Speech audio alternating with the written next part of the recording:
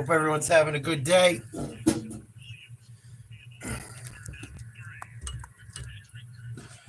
Gliz's been horrible. See if that helps at all. There we go. That'll help a little bit.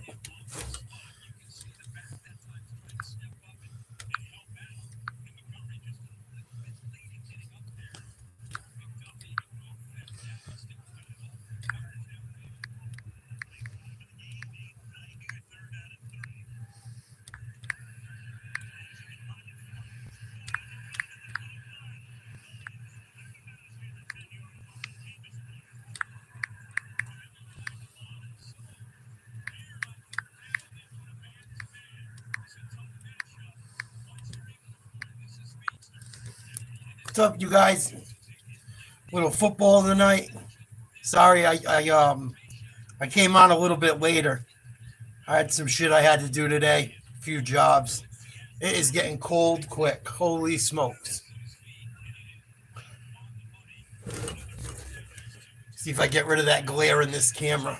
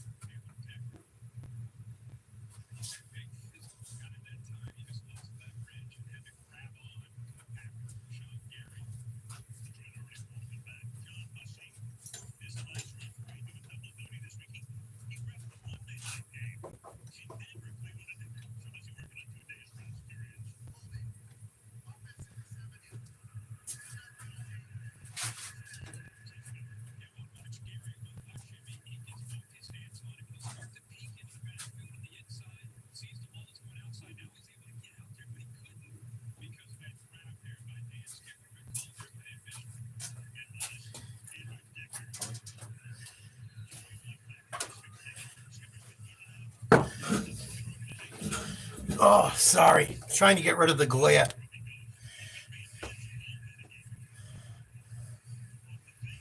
Lions off to a good drive to start this game. Looking good.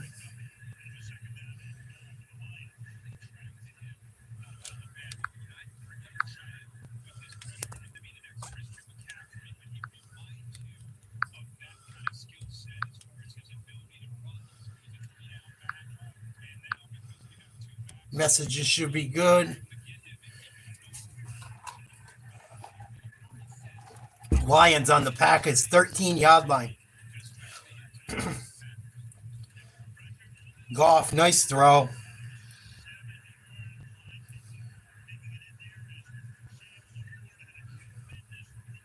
Lions look good.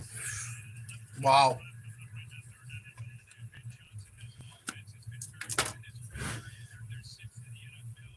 What's up, Joe? Just hanging, watching the game.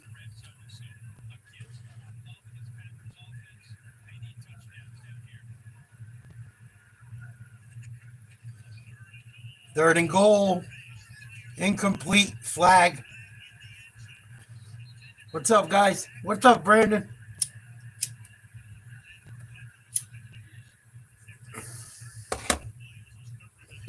What are you guys up to tonight?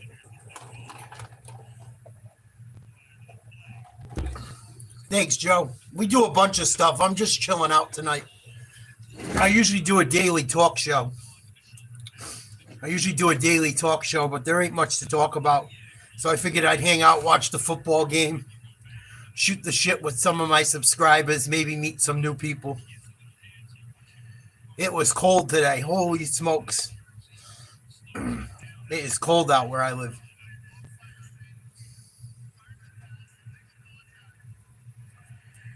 Penalty on the Packers.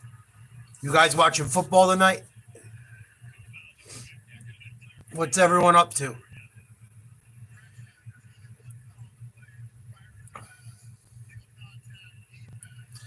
Nice. A lot of work, Brandon. Ooh. A lot of work.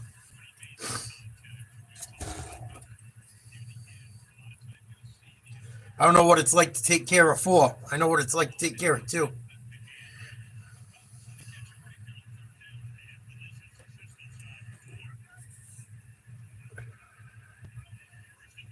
It sounds like you're busy as hell. Run, touchdown, Montgomery. Lions looking good.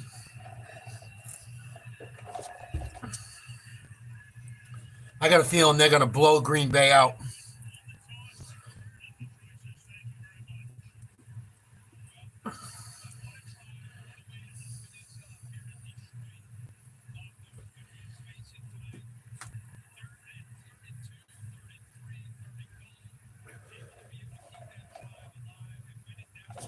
You guys ready for Christmas?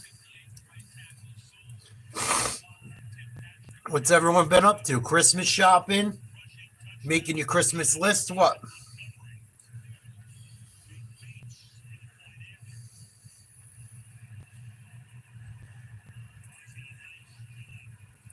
Field goal is good. The point after.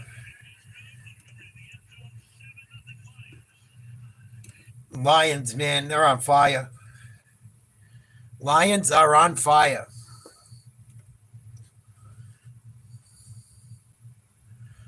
The Lions screw me over every time I take them.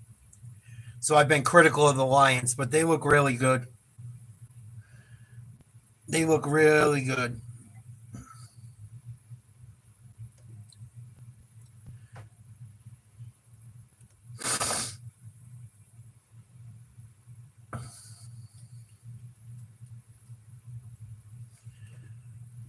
Yeah, not much in the news today. That's why I didn't do the normal talk show.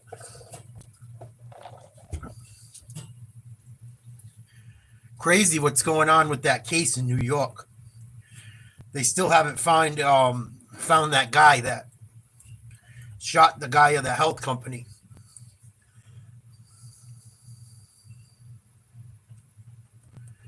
See what happens with that going forward.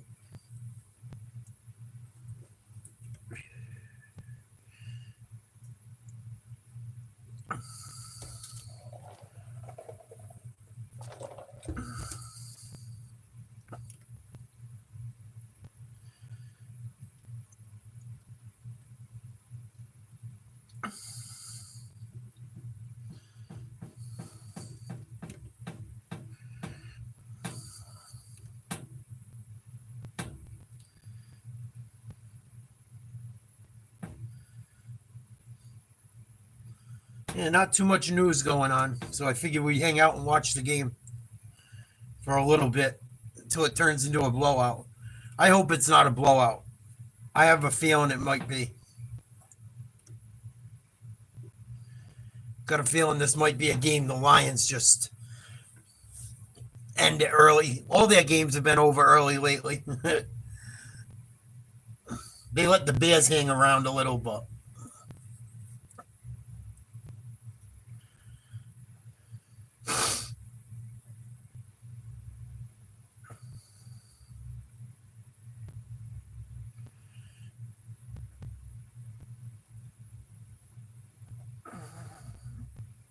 See what Love and the Packers can do on their drive.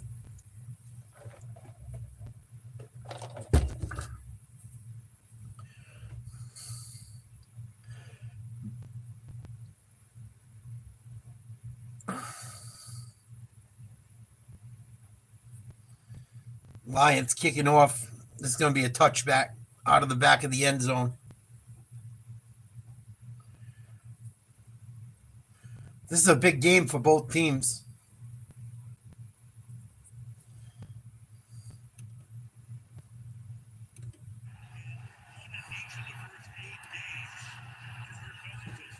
Everyone's got a pretty good record in this division, besides the Bears.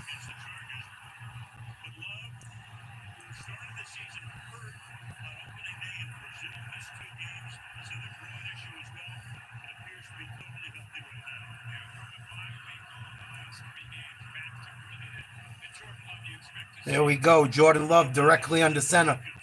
3 wide receivers. They're going to fake the run. Looking downfield, he's going to get sacked.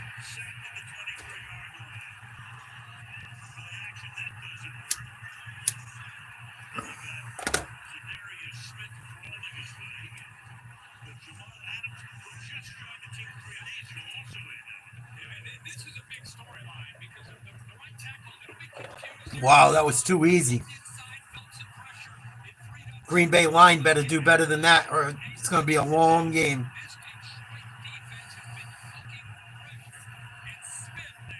Detroit's defense looked good all year long.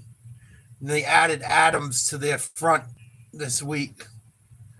2nd and 17. Love running for his life.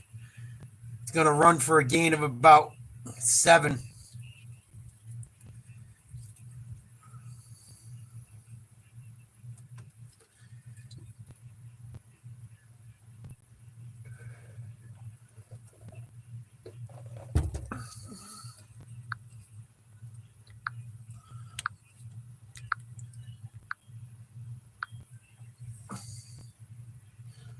Third and long for Green Bay. 3rd and 9. 3 wide receivers to the right, 1 to the left. Single back. Love out of the shotgun.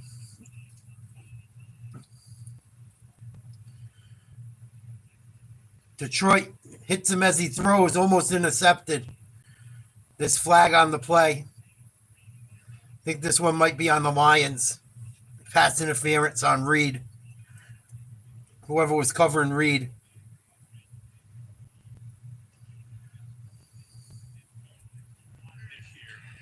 Yep, pass interference on the Lions. On Branch, number 32.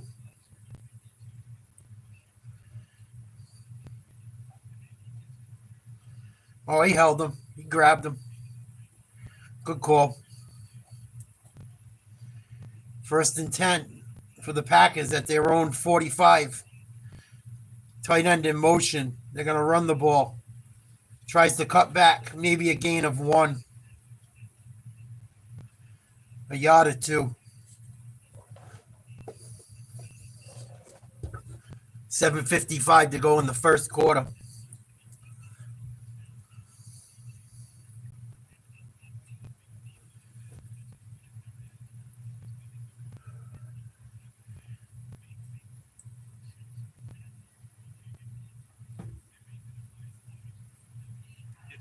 Looks like someone's coming off the field for the Lions. I think it's McNeil. He got roughed up on the play a bit.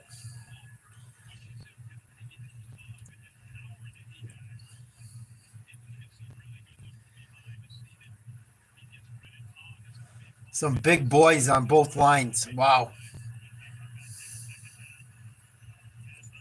2nd and 9. Love under center. 2 wide receivers, double tight end, single back. They're going to try and throw a screen to Reed. Gain of 2, maybe 3. I think they got it to Weeks. Excuse me. Wicks.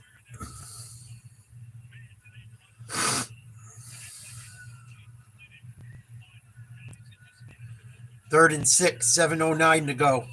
First quarter. Lions lead 7-0.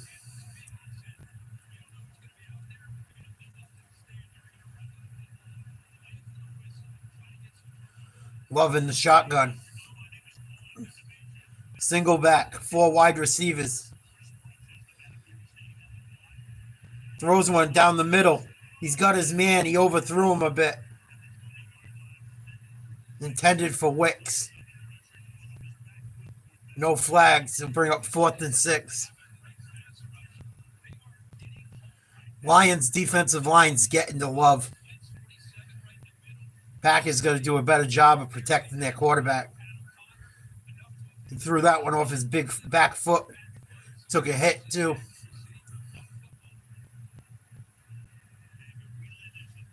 And the Packers will bring in the punt team.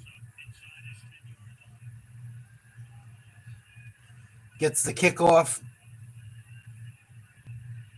Nice job by the punt returner to catch it about the 9-yard line. 6:38 to go. Timeout. Commercial break. Lions lead 7-0. Getting the ball back inside their own 10. Hope you guys are having a good night. Just hanging out. There wasn't much news today, so I didn't do a show, a talk show, normal podcast. But I figured we'd come on and watch some of the game, hang out, say hello to some of my subscribers, maybe get a couple new ones. Just hanging. You guys want to chat? Don't be bashful. We can talk. Um, just wanted to say hello and see some people, hang out for a little bit. If the game stays close, I'll do the whole game, but if it ends up being a blowout, I will call it a night.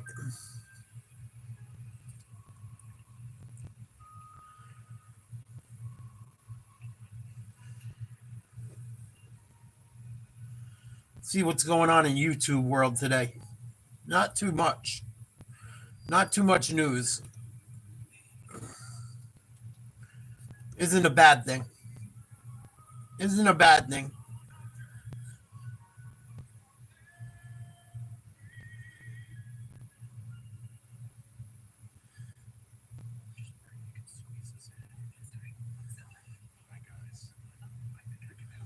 Gervonta Davis going to fight in a couple months. They announced a fight today. Thank you, Brandon. I appreciate it. A lot of people have been having trouble with that lately, unfortunately.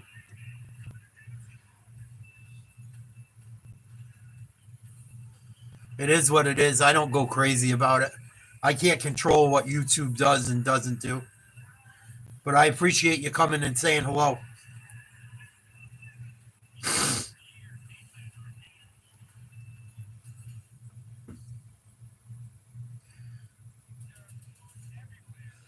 They still don't have a motive for that guy that shot the United Healthcare CEO. We were looking into it yesterday. There's still no motive.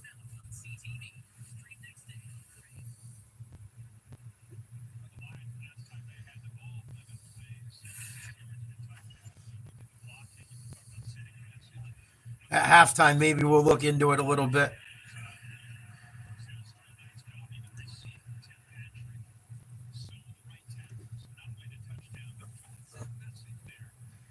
First and 10.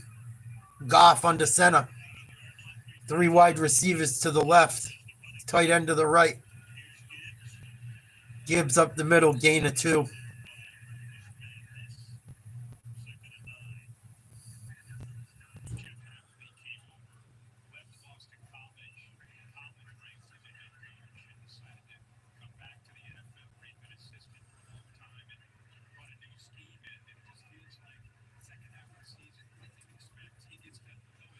Second and 8. Goff in the shotgun. Laporta in motion. 3 wide receivers and a tight end again. They're going to run a toss to the left. Gibbs going to gain about 2 yards again.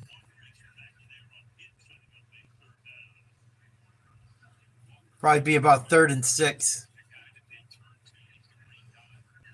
Saying 3rd and 5.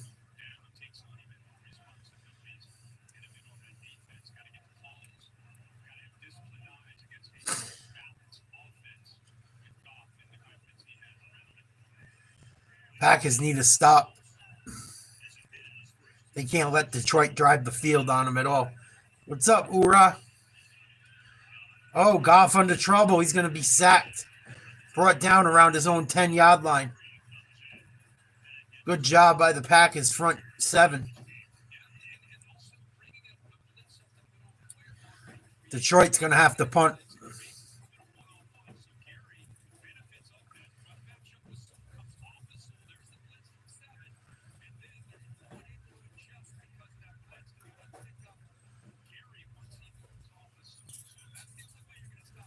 Nice sack by Gary.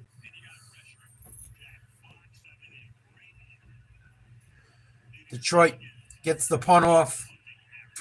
Hit high in the air around the 50-yard line. Caught at the Packers' 48-yard line by Reed.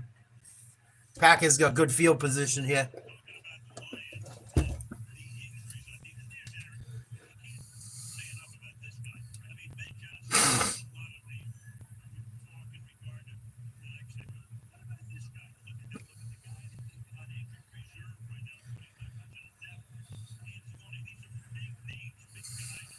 Getting cold, huh, Justin?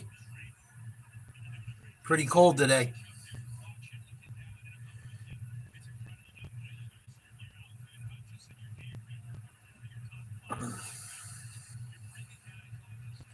Here's Love out of the shotgun.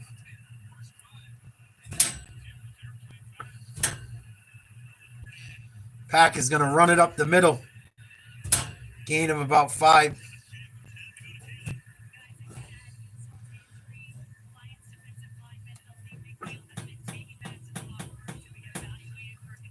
Defensive tackle McNeil getting taken back into the locker room for a concussion for the Lions. Lions have had a lot of injuries on defense, but they got a deep roster apparently. It hasn't hurt them that much. 2nd and 5. Love gonna throw. I couldn't see if he made the catch. It was close to the Detroit sideline. Looks like he made it. Gonna be short of the first down.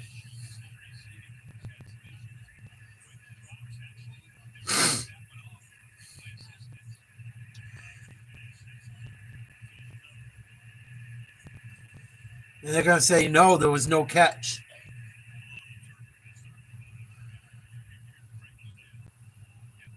Nope, good call.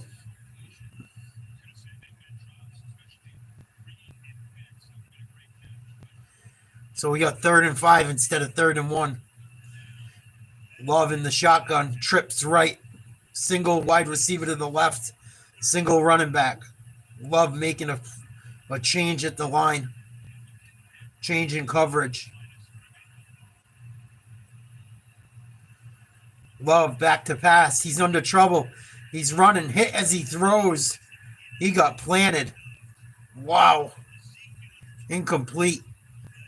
Be 4th and 5. Green Bay's going to have to punt again.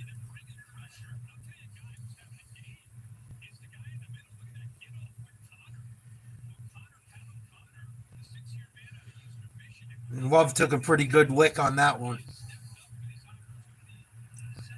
Detroit's been on his ass. They're not going to punt. Or they're going to at least fake. Try and get him to jump. 4th and 5 from the Lions 48. They got trips to the left. Single running back. Single wide receiver to the right. Single back in the backfield. Goes in motion. And I think they're going to get if they didn't call timeout, they're going to get a delay of game.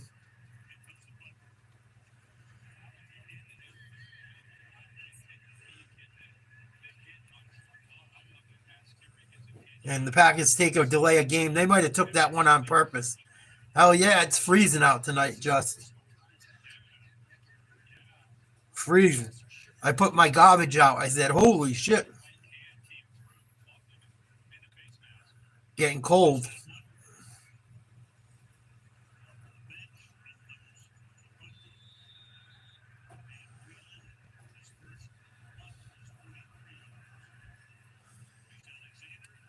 Packers punt team in.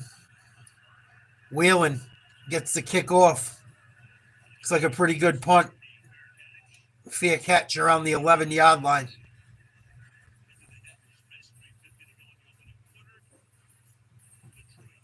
Detroit up 7-0.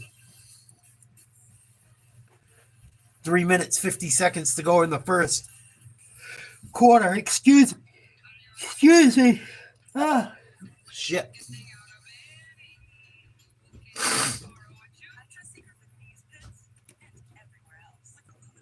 TV timeout.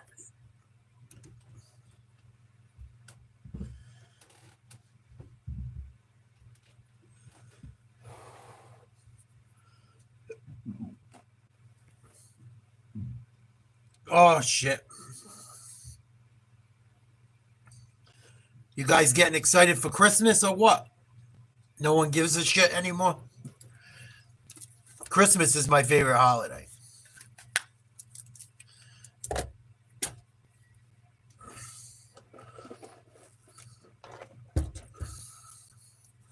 What's up, Naki?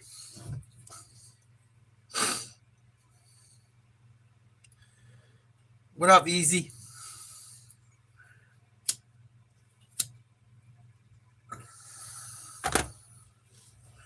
You guys, don't be afraid to message me. You want to shoot the shit? We'll shoot the shit. I'm just calling the game.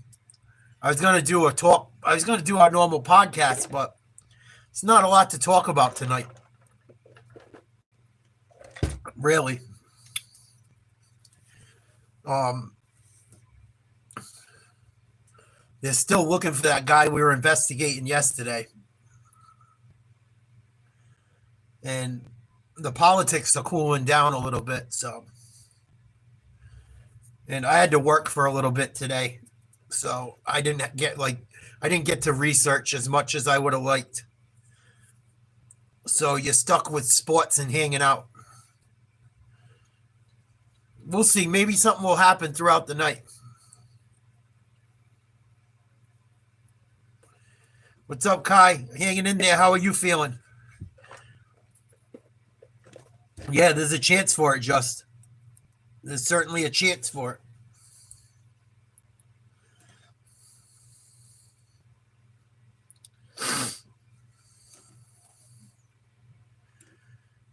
There's been some stuff coming out I might talk about tomorrow or a little bit. Oh, I don't bet very much easy money, but if I was going to bet on this game, I would have took the Lions. They're at home. They're playing really well. I never bet on the Lions anymore because they fuck me every time I do.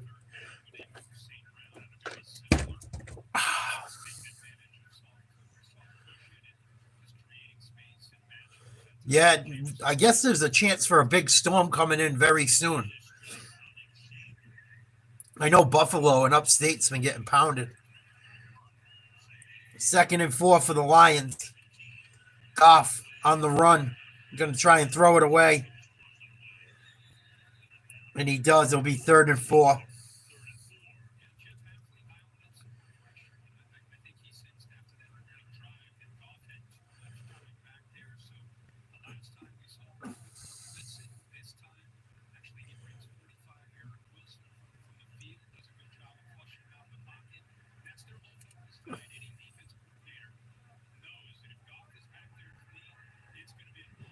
Third and 4, 3 minutes, 14 seconds to go. First quarter. Oh, and this one's going to be close. See if they give him the forward progress. I think he's going to get a lucky spot.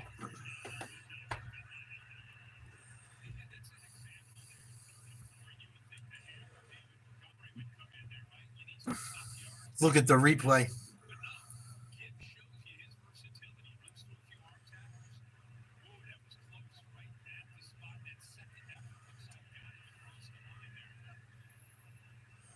I don't know. That was close. They gave him the first down. Yeah, they threw the challenge flag. Smart play.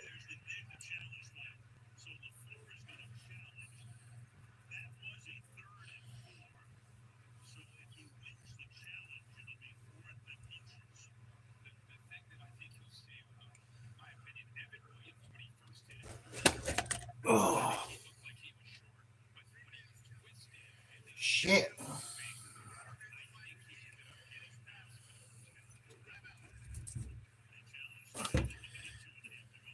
So they're challenging the play right now.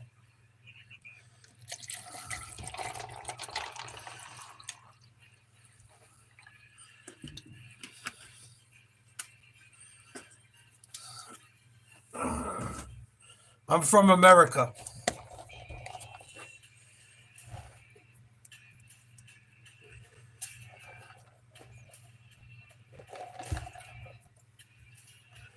Oh, that's what I was going to say. I was looking into something.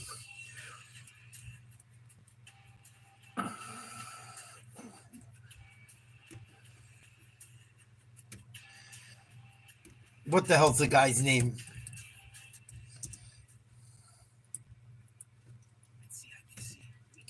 Any of you guys know who Billy Carson is? I've been looking into Billy Carson a little bit lately. He's got some crazy shit. He does he's into like Egyptology, and looks into a lot of ancient shit, ancient text. He takes people as on tours through Egypt and shit.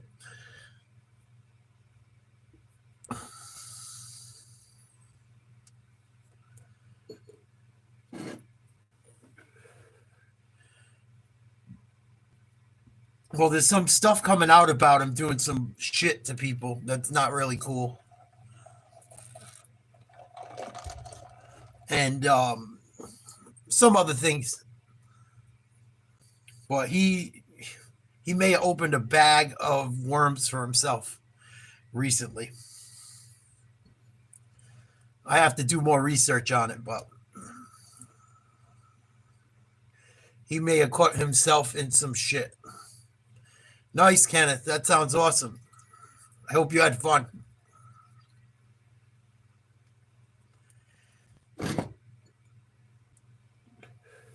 No, not Diddy type shit. Stupid shit.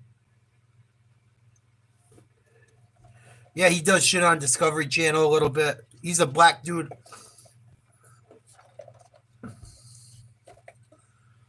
Yeah, I don't think he got the first down. It was close.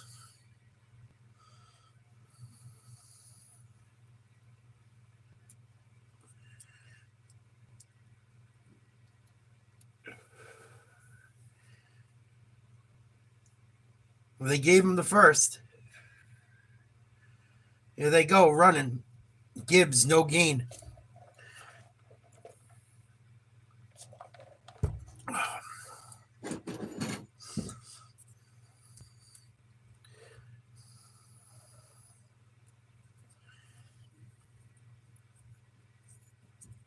So we might look into that tomorrow. I don't know. There's a lot of shit going on right now with YouTube people. That dude Wes Watson's in a bunch of shit. YouTube's fucking crazy.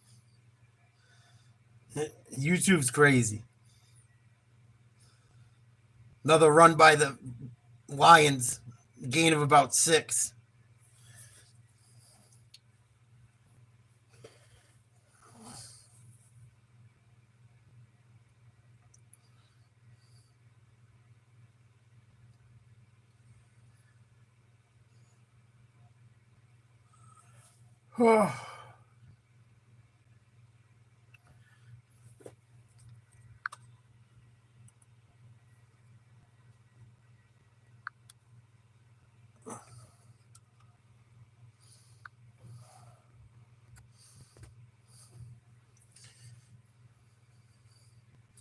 Nice stop by the Packers, bringing up 4th down. Nice play by Wooden. Got into the backfield, stopped him for a loss of a few yards. But yeah, YouTube's crazy, man. You get in the fucking... There's some people that get caught scamming on here, man. They don't hold back. Holy shit.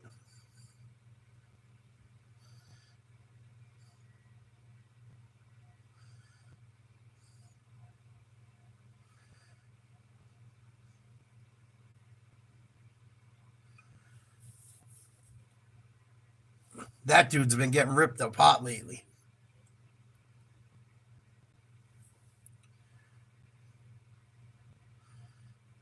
Oh, yeah? Have to see. I don't watch too much of that prophecy shit.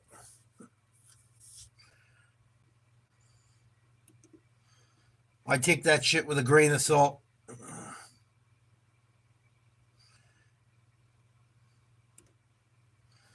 Because, I mean, there's so many people that make videos like that. This one's a prophet. That one's a prophet.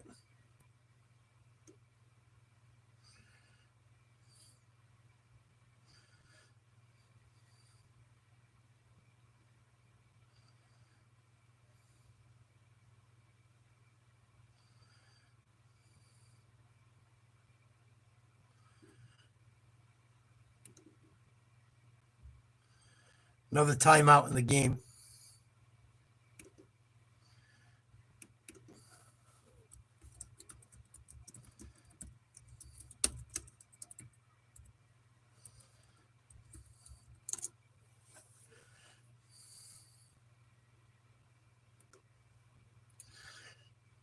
I see one from like 4 months ago.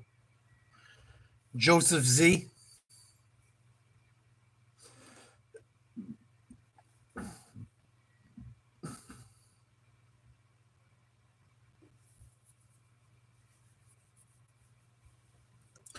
People have said stuff about the Statue of Liberty for years being a false idol.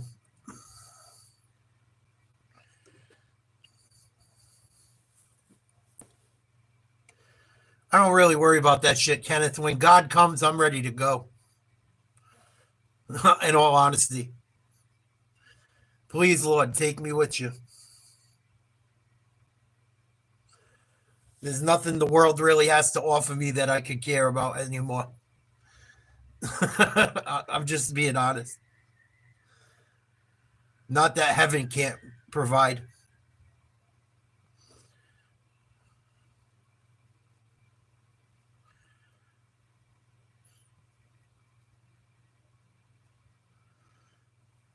Even though I do have regrets, I don't worry about when my day of reckoning comes.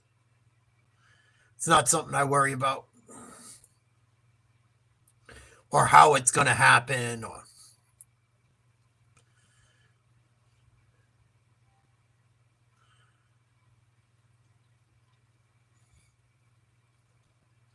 I've been actually looking for a church with some people I think are okay. But I'm not having luck finding one.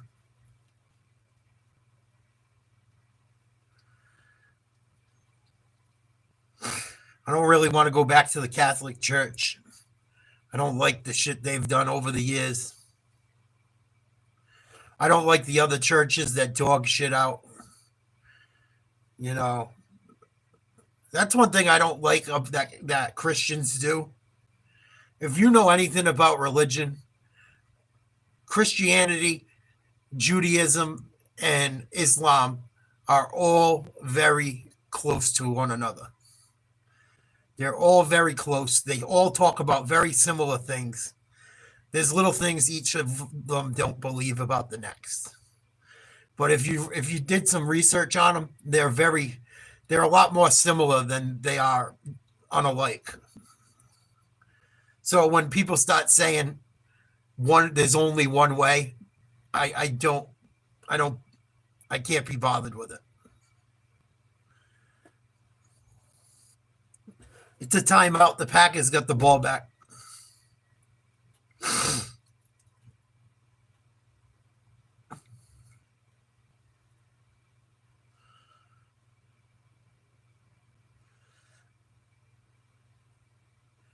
The church is within? Yeah, very well could be. Very well could be.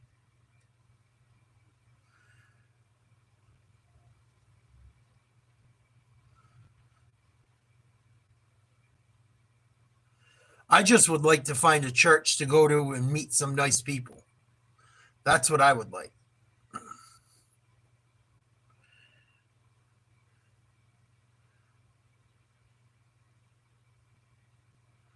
Some fellowship, learn some shit. But there's so many fucking scammers out there. Love gonna throw. Complete. First down and more. Oh, and a fumble. The ground may have caused it. We'll have to see. Detroit recovered it. I don't know if he hit the ground and it popped out or what. Nice catch and run by Watson. We'll have to see.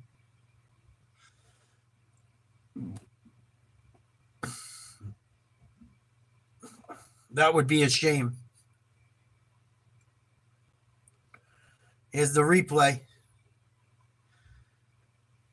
Oh, the ball was out before he hit the ground. Green Bay just coughed it up. What a shame. trying to be a hero. Watson tried to do too much. And Love took another big hit. Yeah, that's what I'm thinking, Kai. Something like that. I got to do something.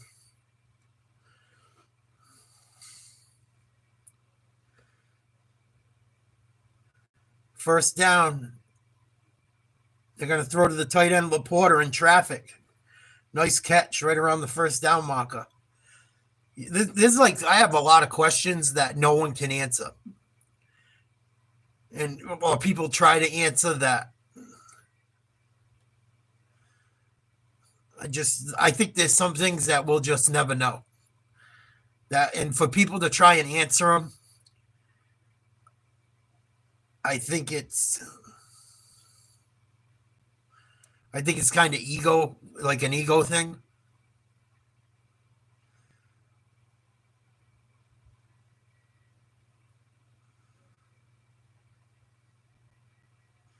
Flags all over the field.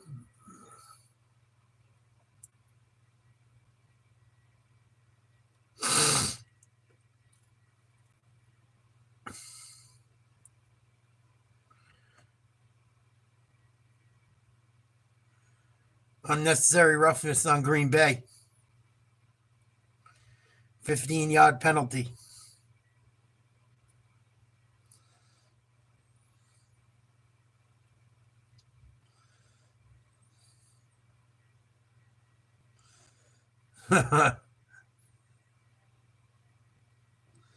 Oh, he took a dive on that one. No, like questions about the Bible, easy money. Biblical shit. Well, that's like, we won't find out a lot of shit like that either.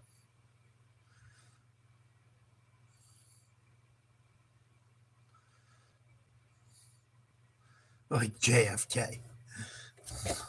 Fucking guy.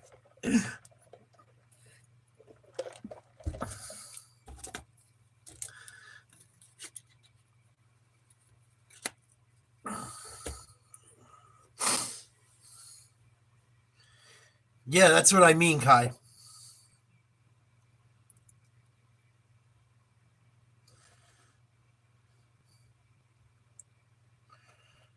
You know, and the more I read, like the more I research it, the crazier it drives me.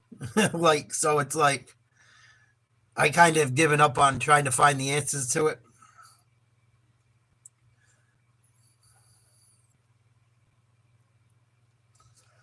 Because like finding the answer to it, finding to the answer to it isn't going to change. Ain't going to change anything really. As far as faith.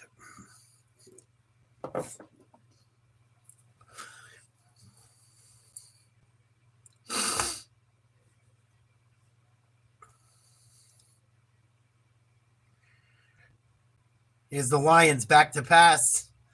Incomplete, might be a flag. Close play. Bring up 4th and 10.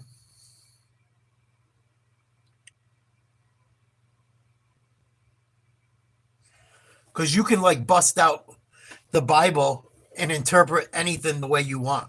So you could say, yeah, he's talking about this and this. And,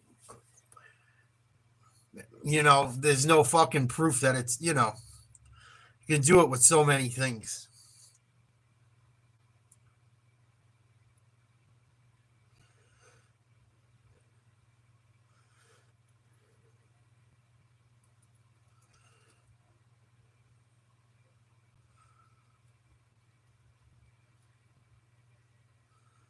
So the Lions go up 10-0 on a field goal.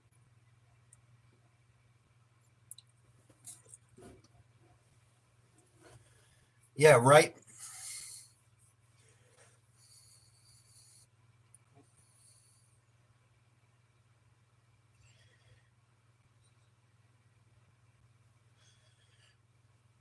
Jimmy Hoffa. I haven't heard that name in a long time. I didn't watch The Irishman and none of that shit. I don't know if he was in it. But I thought he was supposed to be in it, but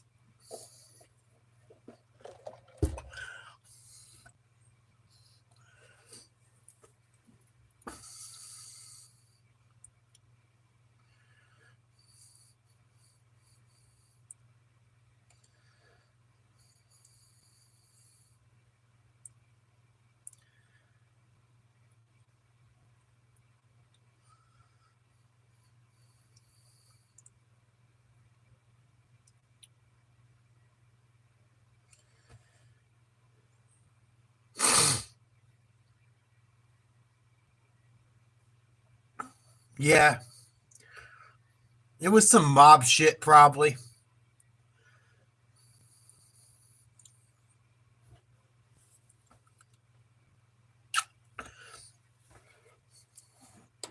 I gotta take my teeth out. They're bothering me.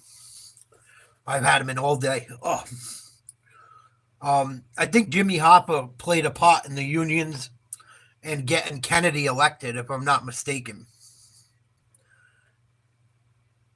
And the mafia played a big role in Kennedy getting elected. That's why they wonder about what happened with Kennedy.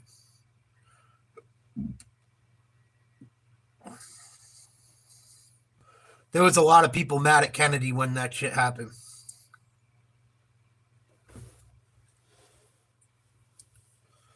A lot. A whole lot of people.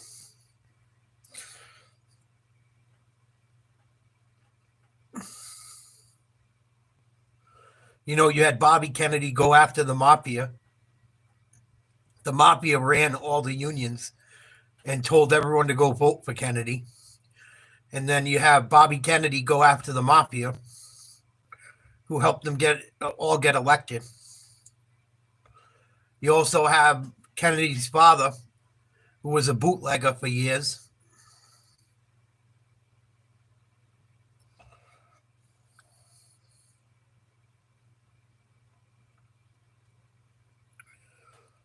So who knows how deep that fucking shit goes.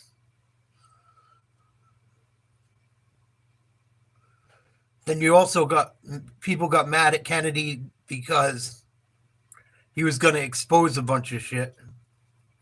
He had made a speech speaking on the people that control the world and how he was going to expose them. So, and then he had trouble with Cuba, with the USSR. The list goes on and on. First and 10, Packers running it up the middle. Gain of 4, maybe 5. Yeah, he was against all that shit. He was going to expose it, he said in a speech.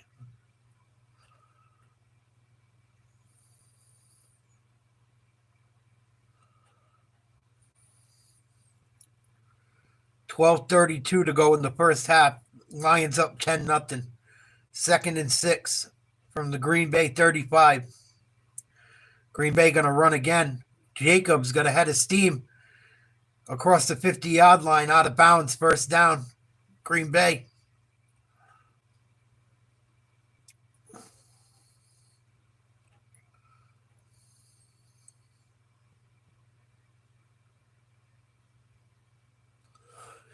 And then also, you got John Kennedy was banging everyone. John F. Kennedy was the biggest man whore on earth.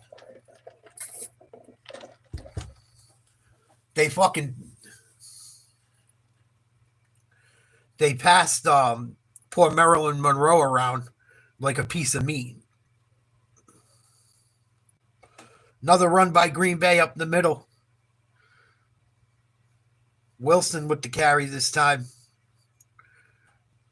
Nice gain. Should bring up about 2nd and 3. Oh, yeah.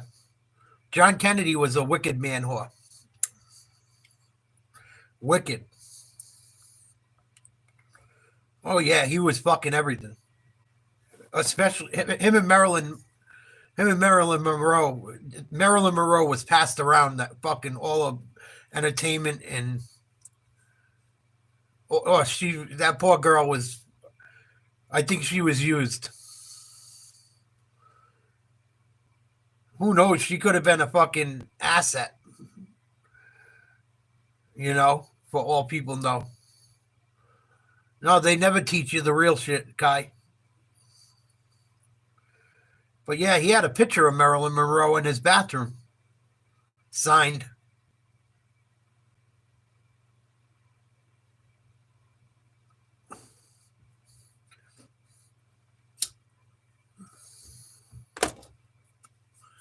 Look it up. You'll be shocked.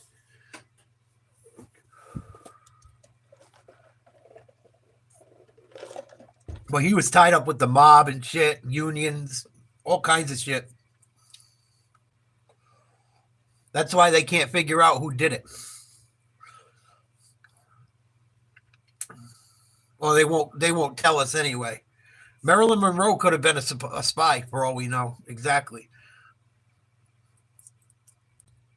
That Diddy shit been going on forever. Diddy just got exposed. That shit been going on forever.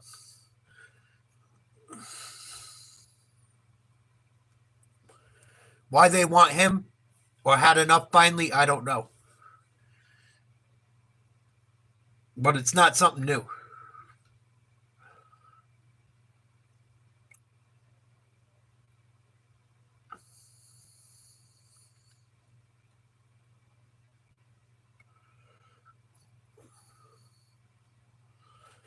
You look into Ben Franklin.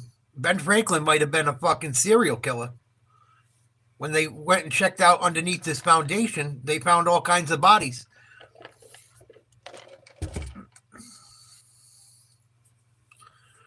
Yep, he's the president, Kai. Correct.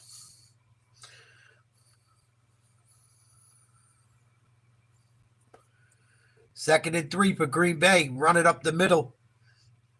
First down by Jacobs.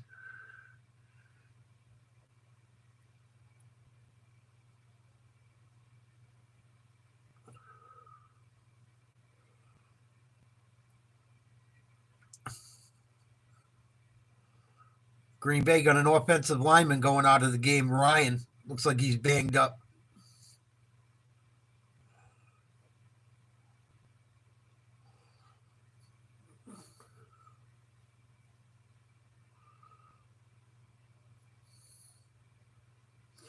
Yeah, Benjamin Franklin, yeah, the founder of America, one of them.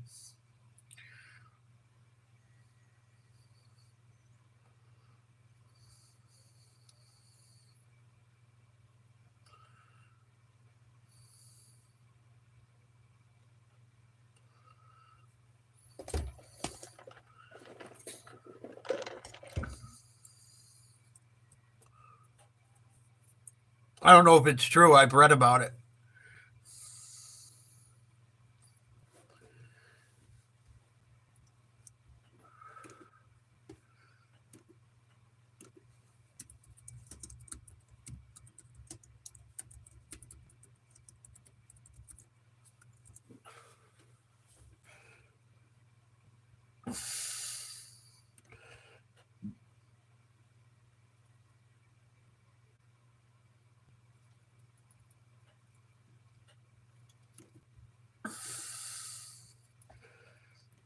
They talked about it on Rogan, too.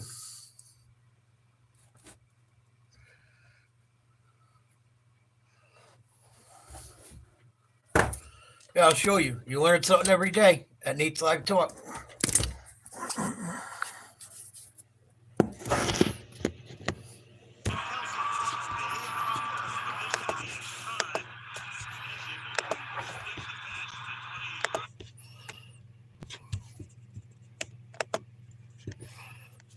Ben Franklin and the human remains recently found under his house.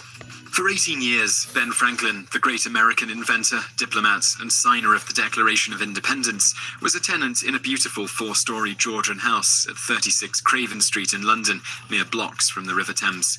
An ambassador from the colonies, he entertained, lived, and even allowed other intellectuals of the time to stay at the house while he lived there from 1757 through 1775. Nearly 225 years later, as the house stood dilapidated and on the brink of collapse, a group called Friends of Benjamin Franklin House decided to renovate the building and turn it into a museum honoring one of America's founding fathers. Work commenced, but only a month into the renovation, a construction worker named Jim Field made a startling discovery in the windowless basement, a human thigh bone sticking out of a dirt-filled pit. After further excavation, with the help of the London police, more than 1,200 other bones, all dated from about 200 years prior, were discovered in this 1 meter wide and 1 meter deep pit. This begs the question, what were human bones doing in Ben Franklin's house? Was one of our honored American heroes also the United States' first serial killer? The short answer to that latter question is no. Mr. Franklin was a lot of things, but murderer wasn't one of them. After the discovery, the Friends of Ben called in Dr. Simon Hilson and his team from the London Institute of Archaeology at University College London. After a bit of research and analysing the remains, they soon came to the conclusion that the bones once belonged to William Hewson, an anatomist pioneer and father of haematology, the study of blood and blood diseases. So, how did the bones end up in Ben Franklin's basement?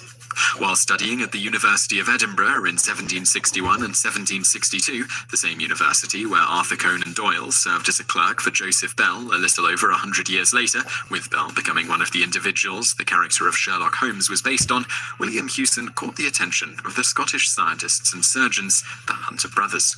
The brothers eventually named Hewson as an assistant and partner in their anatomy school, allowing him to continue his study of blood. In a famed experiment in front of the Royal Society in 1770, Hewson used the flow of mercury through a turtle to show how blood moves through the lymphatic system. This earned him high praise, election into the Royal Society and the Copley Medal, outstanding achievement in the physical and biological sciences. It also gained him a friend and admirer in Ben Franklin. On July the 10th, 1770, Hewson married Mary Stevenson, a female acquaintance of Franklin and the daughter of Franklin's landlady at 36 Craven. Later that year, the Hunter brothers proposed to break up their partnership with Hewson. According to PBS, it was because Hewson no longer lived in the school. Whatever the case, Hewson wanted ownership over all the experiments he performed while working there. The Hunter brothers said no. This created a rift between great scientists that Franklin attempted to mediate. Said Franklin at the time, "I should think it no trouble to hear their complaints if I could be of the least use in accommodating their differences, but since that was not likely, I could only wish, as I had a regard for both, that they would go on to the end of their term as quietly as possible, since that would be most to the credit of both." With the partnership now broken, Franklin offered to let Hewson come live at 36 Craven and open his own anatomy school there. He accepted, and his school officially opened at Ben Franklin's residence in September of 1772.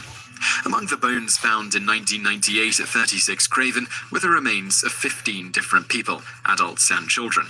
They all showed dissection marks made by 18th century surgical instruments. A femur bone was found that was cut cleanly through, probably used to demonstrate the proper technique for amputation. Skull fragments showed drill holes likely made by a trepanning device, a pre-industrial revolution practice, though rarely still performed today, where holes were drilled into the skull to relieve pressure on the brain.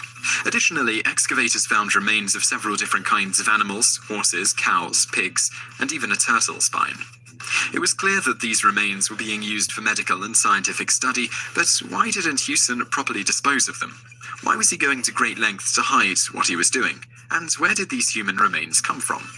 Throughout the Middle Ages and until the late 16th century, dissections and autopsies were completely illegal in England due to lack of understanding of the medical necessity combined with religious objections. This gradually changed, starting in the 17th century, where autonomical theatres were set up in many European cities for doctors and students alike to learn about the human body. These became giant spectacles and were hard to gain entrance to. During this time, according to the Einstein College of Medicine in Bronx, New York, dissection was associated with great dishonor and would often be used as a deterrent against committing serious crimes. The Murder Act of 1752 allowed for capital punishments, as well as having this provision: the body so delivered to the said company of surgeons shall be dissected and anatomized by the said surgeons, or such person as they shall appoint for that purpose. In other words, dissection became a part of the sentence. But dissection was only for those who had already had their demise planned for them by the state. As anatomy schools grew in practice, the first official one opened at Penn University in 1745, the school founded by Ben Franklin, the demand for cadavers rose. There was no way the amount of executed convicted criminals was going to match the need for dissectable bodies, so doctors, scientists, and surgeons turned to a less than savory practice: grave robbing. In a few cases, the shortage of bodies for medical professionals in Europe and America even spurred some to commit murder in order to sell the bodies to medical professionals. While it is not proven that William Hewson resorted to grave robbing, and he certainly didn't murder anyone, it seems likely, considering the range and amounts of bones he had, that he at least paid grave robbers for bodies, if not did the deed himself. In fact, the Friends of Benjamin Franklin House speculate that Hewson's bodies came from resurrectionists, body snatchers who shipped their wares along the Thames under the cover of night. To dispose of the bodies somewhere besides in a basement pit was to risk getting caught for illegal dissection and possibly grave robbing, all in the name of science. As far as how involved Franklin himself was in these illegal dissections and the anatomy school, there is no evidence in either direction. It is even possible that Franklin had no idea that anything technically criminal was being done at the school in his house, though this seems a bit of a stretch, given he knew the work Hewson did, and was no doubt aware of the resurrectionist practices to supply medical professionals with the bodies they needed for their work. That said, Franklin was in and out often, and even when he was in London, he sometimes stayed at a different house, owned by the same landlady. So perhaps he, at the least, wasn't ever present for the transactions. We'll likely never know.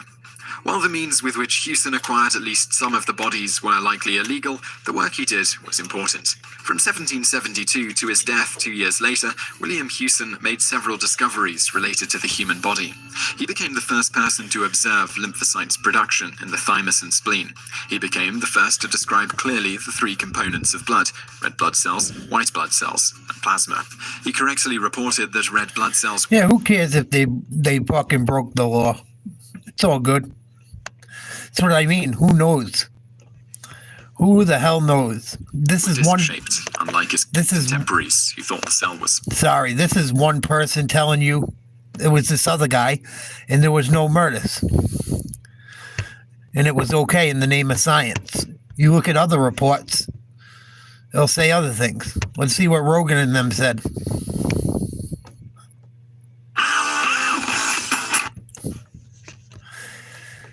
That's why you got to do your research. The Joe Rogan. Same old shit. There's nothing new. The same shit goes on today.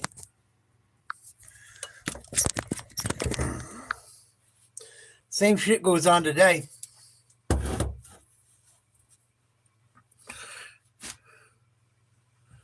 Yeah, I believe you're right, Paul. I read that somewhere as well. Crazy shit.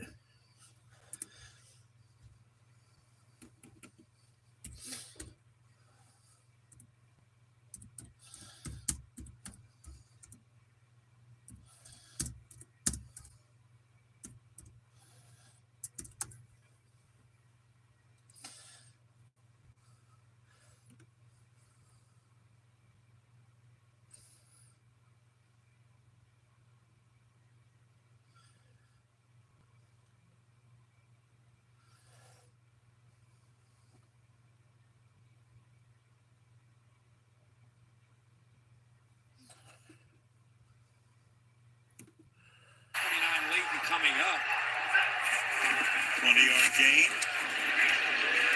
Shoots it off to the side. Montgomery picks up about 6.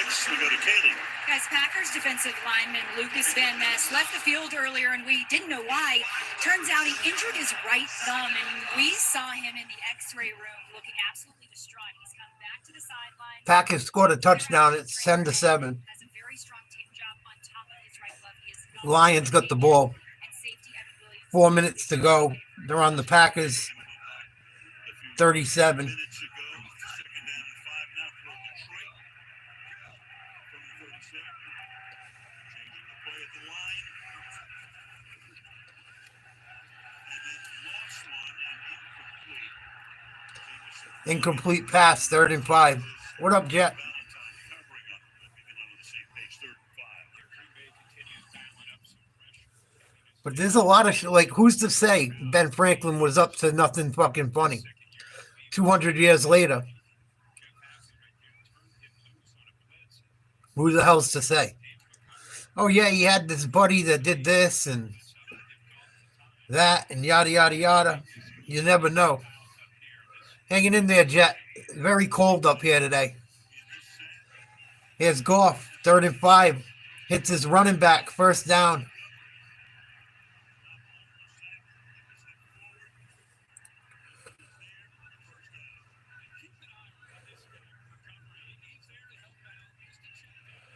Montgomery's sneaky, man. Did a nice job of pass blocking, runs out of the backfield, little gain, little run, 1st down.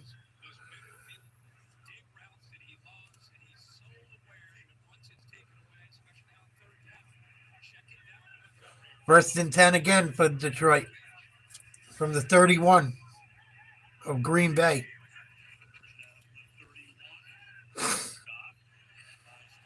Finds Laporta, caught. Down to about the 17.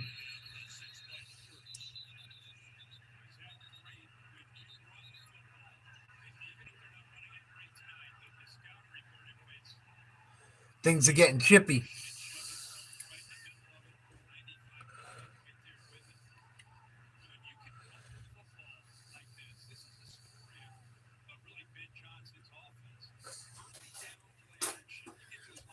Yeah.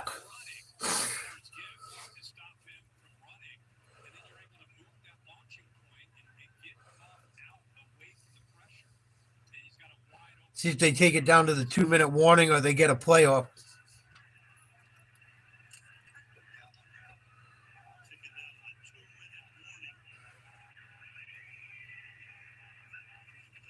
They get a playoff. They're going to run it. Good job by the Green Bay secondary to get outside, not allow the running back around the corner. No gain. Minute 53 to go in the first half. Detroit leads 10-7. 10-7 Detroit. Minute 53 to go in the first half.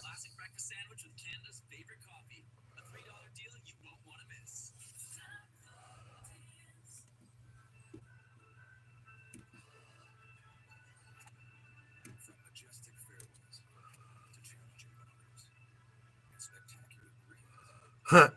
Just about any hazard you might find, we'll keep you covered.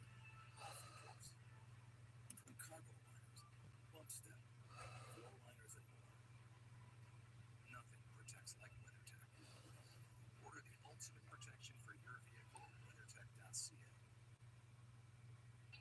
Diabetes can serve up a lot of questions, like what is your glucose and can you have more carbs? Before you decide, know your glucose level, where it's headed with Freestyle Libre 2. Now with real-time glucose readings sent right to your smartphone. Freestyle Libre 2. Covered by most private insurers and some provincial drug plans. Visit myfreestyle.ca right now or scan the code on your screen. Hi, I'm Jean with a J. And I'm Austin with an A. And we have ideas to help you make it count. Okay. Did you know that your RBC bank account unlocks offers for cashback, savings, and Avion points from over 2,000 brands? Like that. Yep, that counts. Red fruit. Count it. Bananas. It all counts. Austin, does this count? It double counts. Make it count with an RBC bank account. Switch to RBC.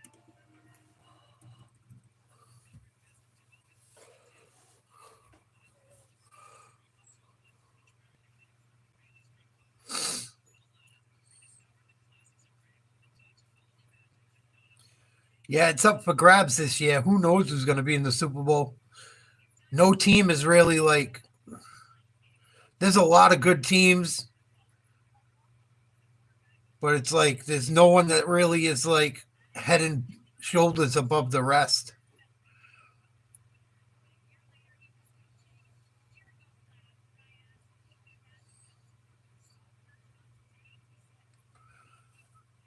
I just hope the Chiefs don't win. Anyone but the Chiefs.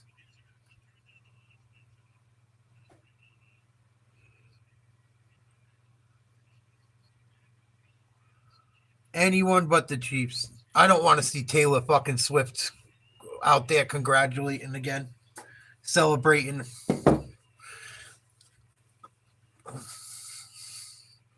Shotgun, 2nd and 7. They run a screen to Laporta.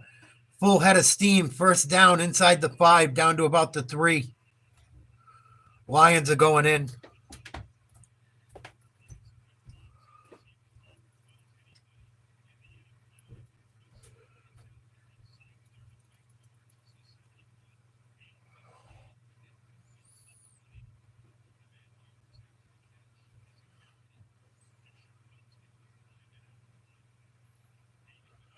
First and goal, 1:20 to go. From the Packers 4. In the shotgun again. Trips left. They're going to run it with Montgomery up the middle. He's going to get a push down to about the 2-yard line, maybe the 1.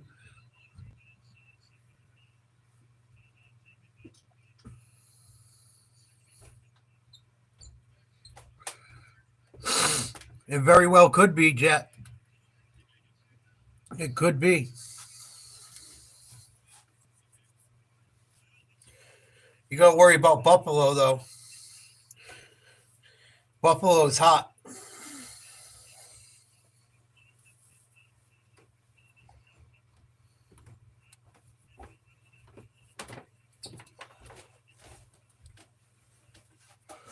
Buffalo's on the Chiefs' ass right now.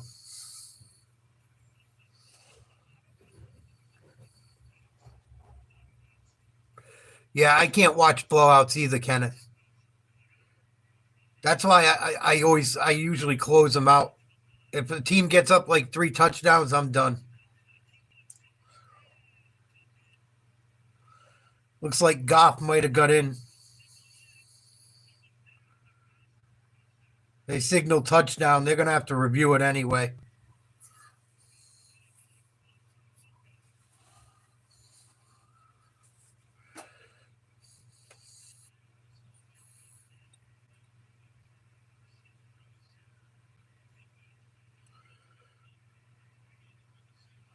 Oh, they're saying he didn't get in now. It's going to be 3rd and goal from the goal line pretty much. Oh, he was down. Good call.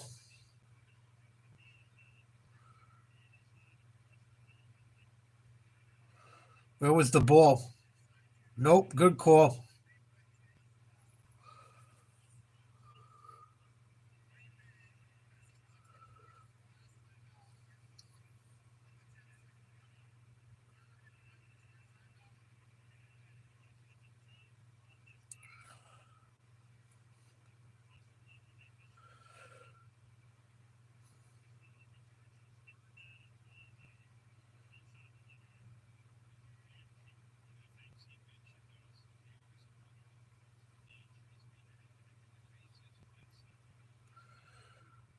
"51 seconds to go in the half.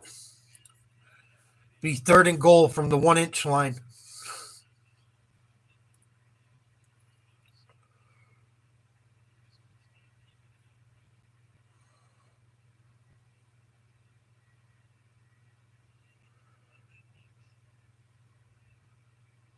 Come on. Let's go. How hard is it to fucking get the play-in? The clock's all set. Let's fucking go.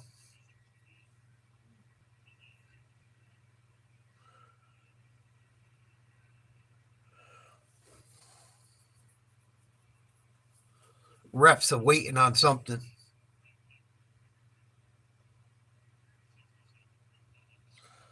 All right, here we go.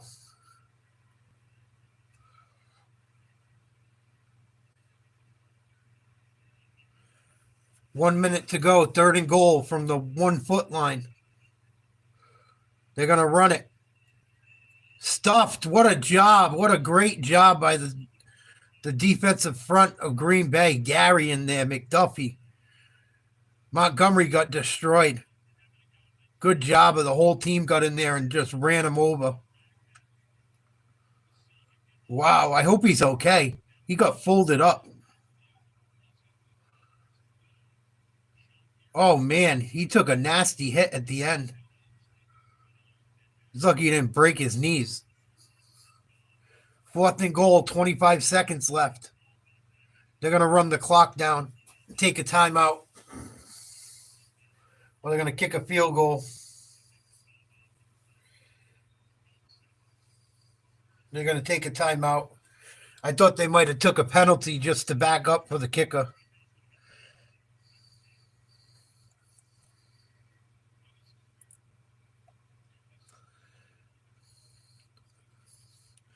Detroit goes for it on 4th down a lot. This close to the goal line, they probably will.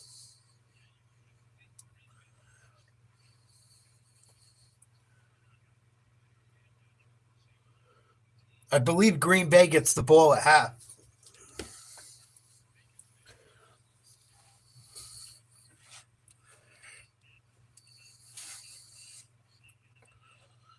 They're going to go for it.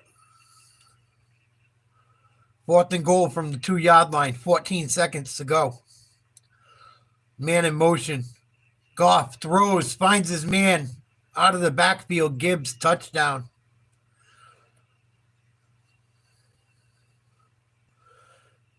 Jahmyr Gibbs. 12 play, 70-yard drive.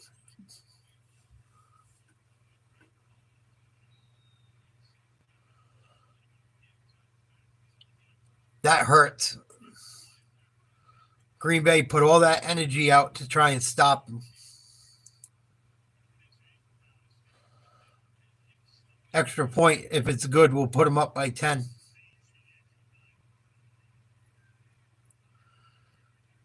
Kick is up, and it is barely good. So Detroit back up 10. 11 seconds to go in the half.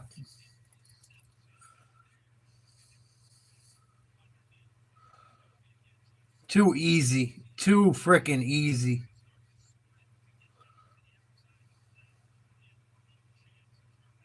That's the old Madden play. Christ. Running back, run that little V.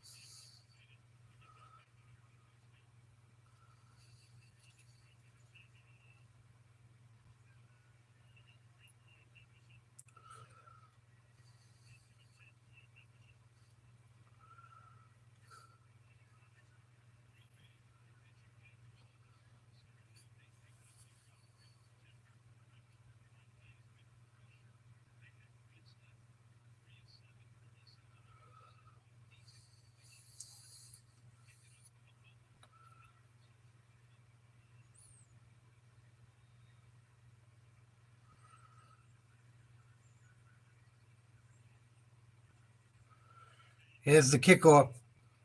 Bates lets one fly. It's going to go out of the back of the end zone for a touchback. See what Green Bay is going to do. Probably just take a knee.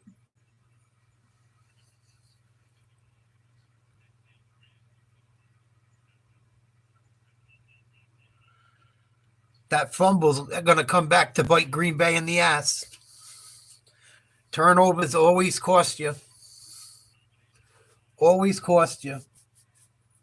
Green Bay's just going to take a knee to end the half. Halftime, Detroit up 10, 17-7. Oh, shit.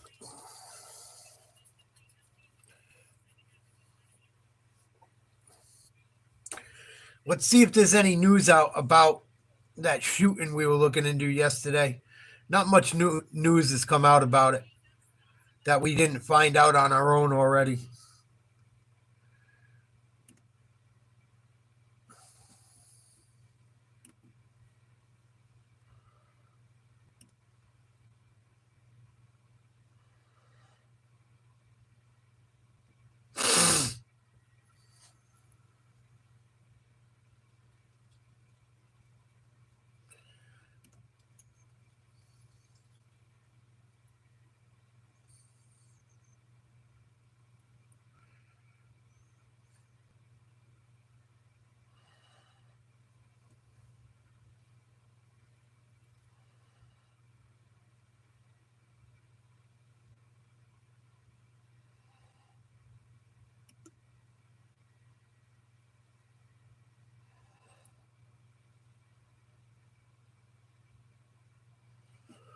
This is going to get ugly. There's going to be some information that comes out about United Healthcare because of this. I got a feeling.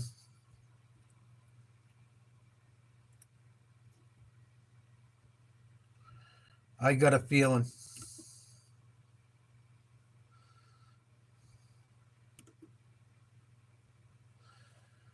Here's a clip I wanted to play for you guys at halftime. Let's see what Daniel Baldwin has to say with Patrick Bet-David over who controls Hollywood. I didn't have a regular show planned, but I did want to play this. See if it has anything good in it. I will have a regular show as normal tomorrow. I didn't have time with everything I had to do today.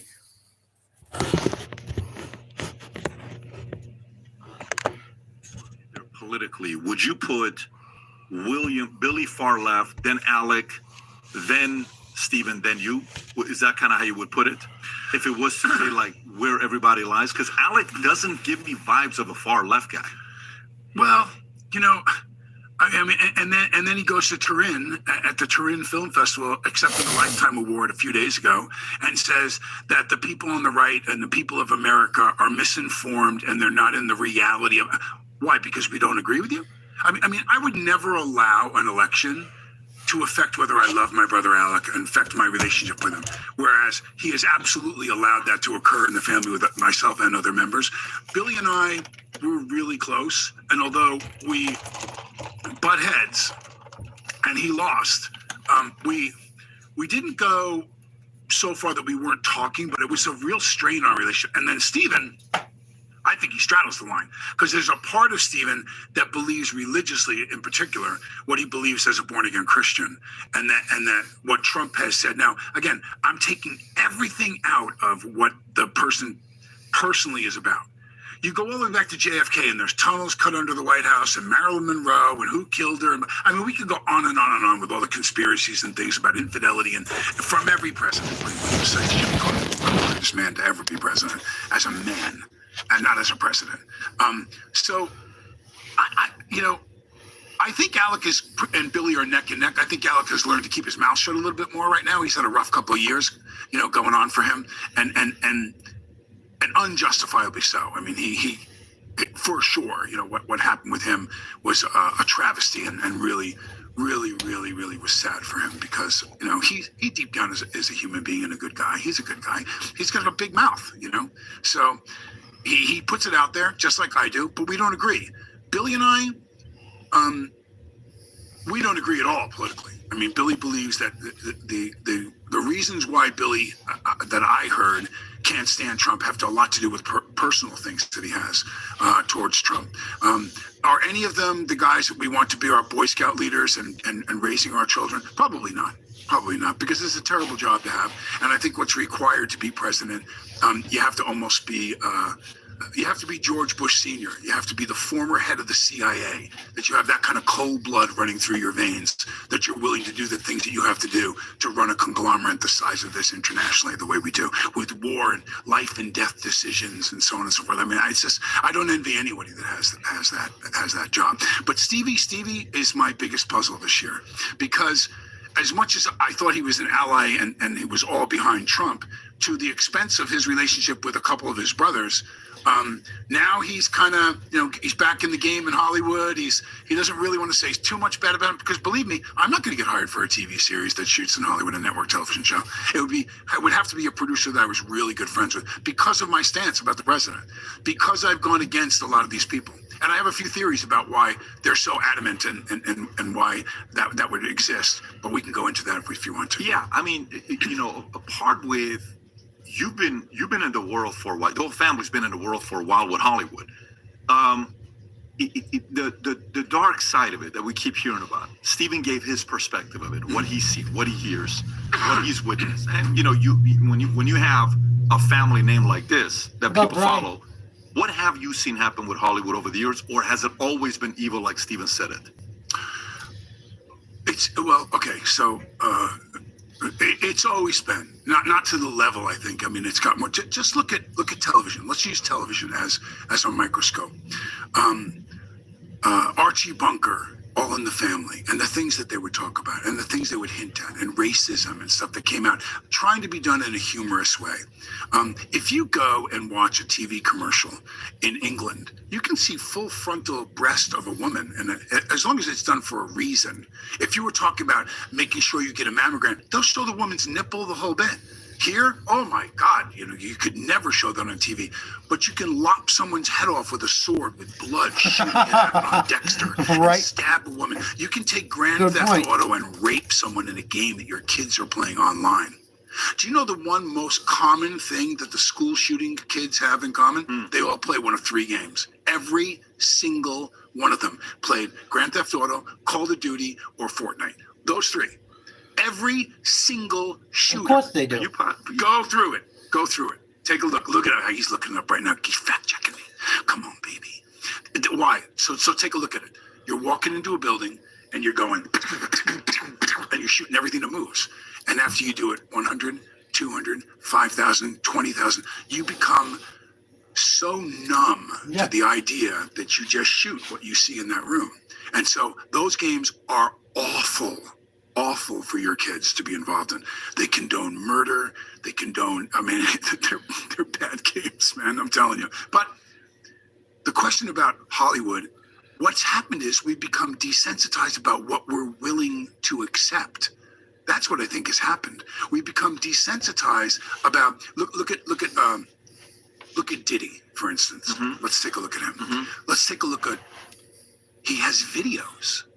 He has videos of the parties. Now, what I've heard, which I don't know how much of it is in mainstream media, I don't really follow the story that much, but what I've heard from friends that are attorneys, friends of mine that have represented me before, agents and so on, is there's a bidding war going on right now. They're driving that price up because if you want your client and your famous actor to not be involved, a famous singer to not come out, here's the price. And that they're just selling to the individuals that are in those. This is what I heard.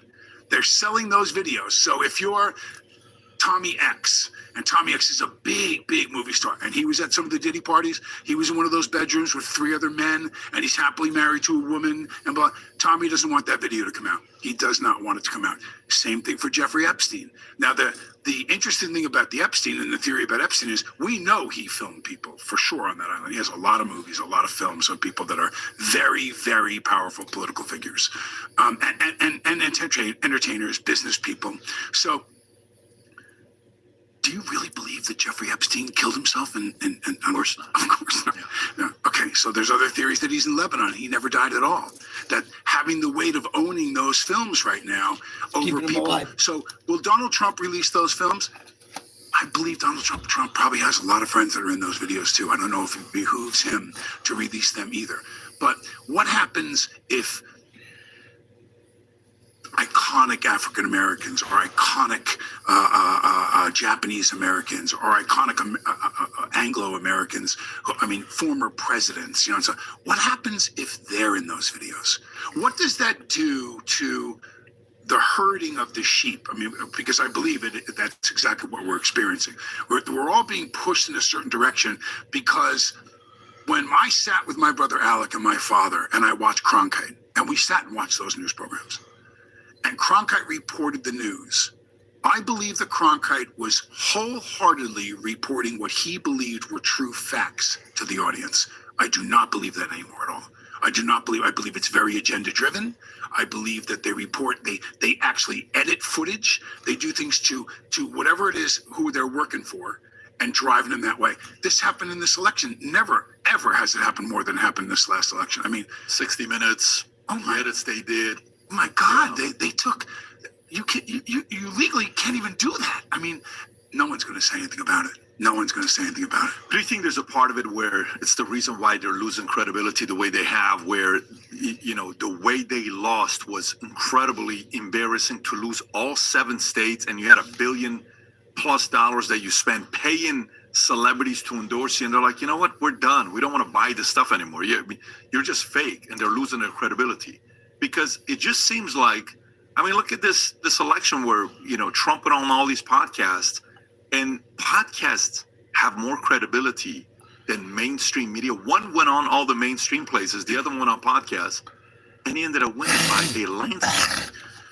When I come on and I watch your show, when I watch the few podcasts that I watch them and I know this, whether or not you have an opinion that slanted towards one side or whatever, I'm listening to what's being said, and then I'm looking up to see, wow, really, that's true? Just like we just did with something I said. Really, that happened? I didn't know that, So it's you're not telling the audience, this is what's fact. You're talking about something that's out there that I'm left to decide or research it and look up what I want. So you're planting seeds more on podcasts, Yes, I think. it is a bold when I one. see a Rogan or I see you bring up even a product and you Daniel. say, and blah, blah, and I go, is that true, man? That thing really does that? And there's stuff out there that is so amazing. Like what Robert Kennedy is supposedly tasked to do now will change and disrupt the entire business world. And politics forever, if he's allowed to really do it. And that is, you go to Canada and you feed your kid Fruit Loops. When you feed your kid Fruit Loops, this is the only country that has a different recipe for Fruit Loops than everywhere else in the world. Because the colors, the dyes, are banned in Canada, Europe, and all the other places. Only in America. Why? Because the same companies that own carcinogenic chemicals that are in all our Why should he be in prison? That's Daniel Baldwin, not Alec. People are so fucking stupid, they don't even know who they're talking about. That's Daniel Baldwin, not Alec Baldwin. packaged food are the same ones that own the pharmaceutical companies. So they're going to treat you when they give you cancer after 40 years of eating it. And then they're going to take you coming and going. And then you're dead.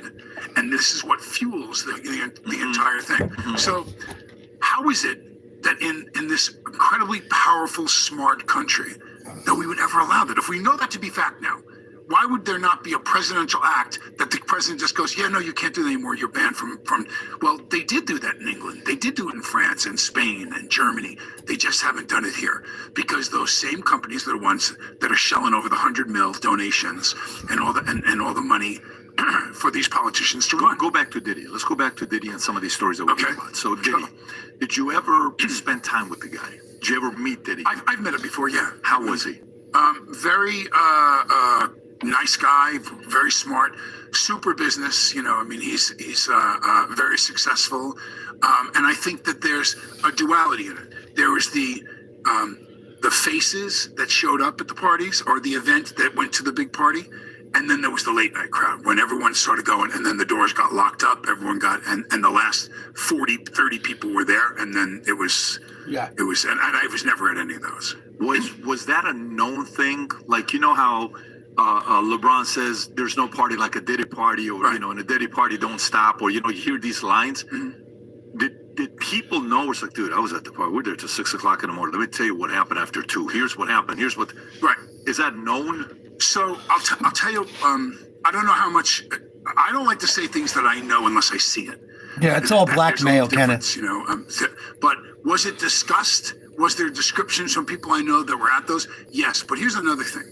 So how many of these big entertainment parties and over the years and everything with successful as you are, have you been around?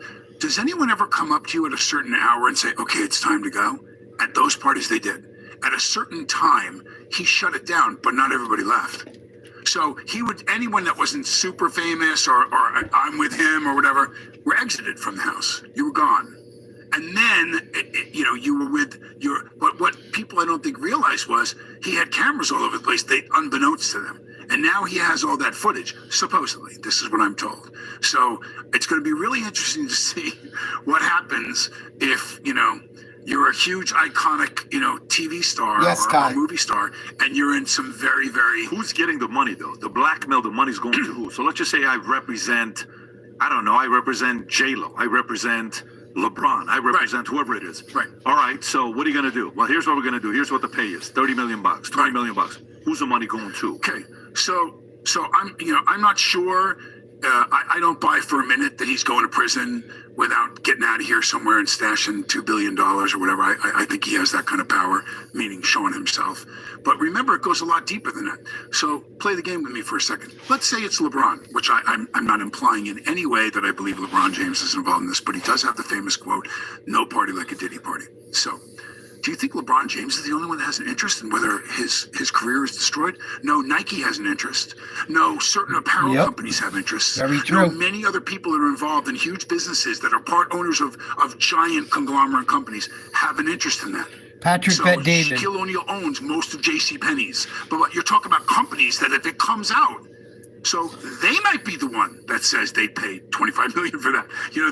You're talking about ruining the sale of an entire line of clothing. And I'm not saying I know this is going on. Who are they paying? If let's just say, because accounting wise, if you're a You're publicly welcome, traded bud. company, I can try. If somebody does a quality of earnings, or if somebody does an audit on you, which when you're public, you're doing it all the time. What's this $30 million? Oh, it's marketing dollars. To who? Right. Show me who went to. Who is this account? Yeah. What is this company? So what happens if I have a tape of, some guy in another show here at Valuetainment, and I turn around and I come to the head guys here and I say, there's this very terrible tape of this guy, and Valuetainment decides to make a donation to, or a marketing deal with me. You're right. It's going to be something like that. They're not going to say this is for the video, but Who is the they? Who is the? I believe his representatives represent him. No, that would be So who they're his- implying. Yeah, but that's the part where I'm wondering what. So one, more people are getting bolder to put the stuff out about him. What does that mean? More people are getting bolder to say, here's a video of him and his girlfriend. How come we didn't see it before? It's been around for a while. Now you're showing it to us. Here's who this person came out. $30 million here. This person over here. That person over here. Jamie Foxx, I don't know if you saw the one with Jamie Foxx saying the fact that when his special comes out, he's actually going to talk about the fact that Diddy's the one that poisoned him. Again, this is a story. I heard that story too. Was that, how a story about Sean Diddy Combs and Jamie Foxx mystery illness went viral. Is this the one? Yeah, December 2nd, go a little lower. So the upcoming Netflix comedy show, Jamie Foxx expected to include the actor addressing a mysterious 2023 health crisis that left him hospital. This is from today. Right. For more than 20 days and recovering for months more, but has also sparked rumors it was Diddy. May have some of the responsible. Okay. Which Combs' camp has denied, but Fox has not. I mean, of course, Combs' camp is going to deny, Right. but it's what Fox is going to say because everyone's interested in what Fox's story is. But now, if you go and you look further about the number of people that have had this sudden death thing happen to them that are related to Diddy, it's like some viral lung or something, like some weird, but like 5 people that had information on him that were going to testify against him.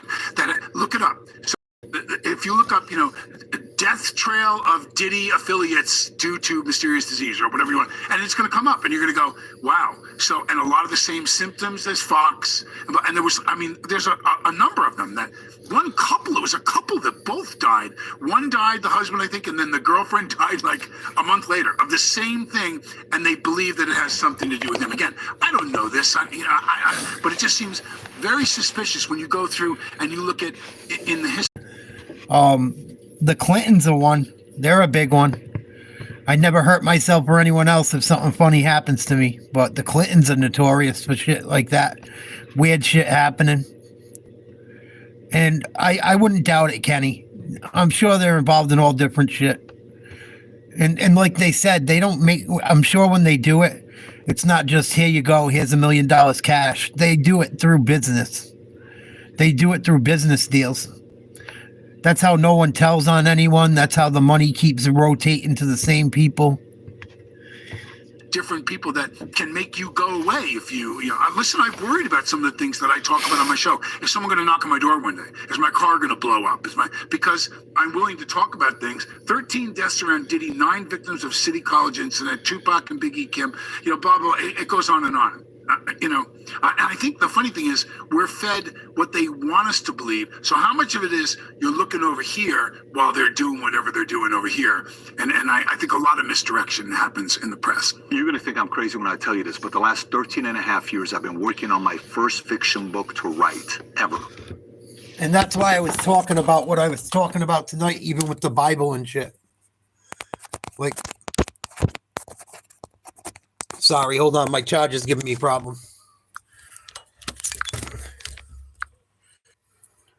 It's all up to your interpretation. Right? Like, we're never going to know for sure. People like us, how are we ever going to know for sure? But it's fun to look at things. But it just makes me wonder, like, some rabbit holes you go down, you're never going to find the bottom. You can make a judgment on it and whatever, but for anyone to say that's exactly what happened, it's nothing, and there's nothing unequivocal. Crazy world. Halftime's just about over, I believe.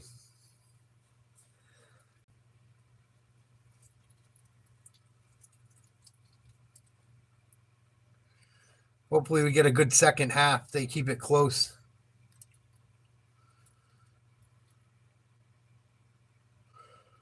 Green Bay's kicking off. Oh, Green Bay scored a touchdown quick. Excuse me. Wow. I thought that video would have made it so we got through halftime. It's 17-14.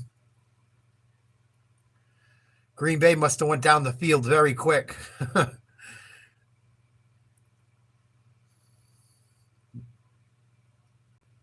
Because we were only a minute late getting back to the game. Wow.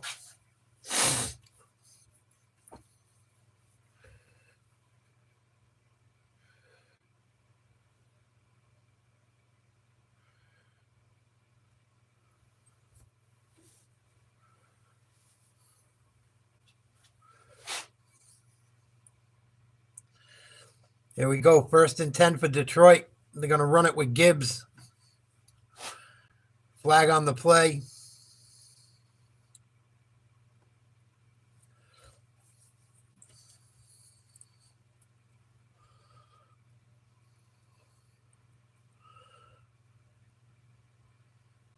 Holding on the offense.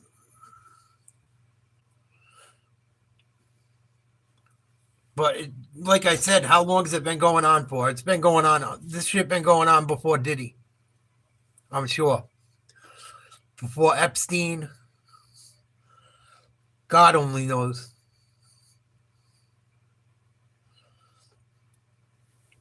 It makes me glad I'm not like rich or famous. It really does. It makes me so glad I never got into shit like that. I mean, look at that CEO yesterday. Went his whole life trying to be successful, made all that money and shit. Ends up getting pew-pewed outside a hotel. It's crazy. Thought he was doing the right thing. Making all that money.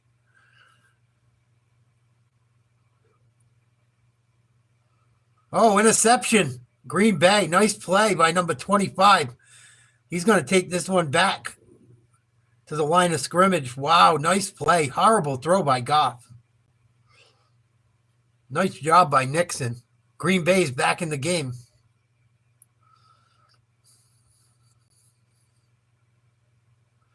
We got a game.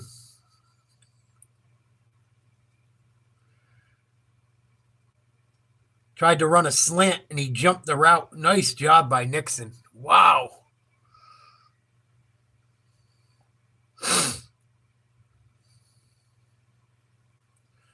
Boy, this momentum's swinging quickly in this one.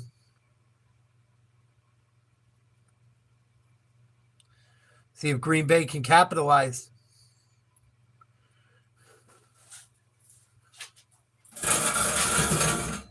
Each team has a turnover.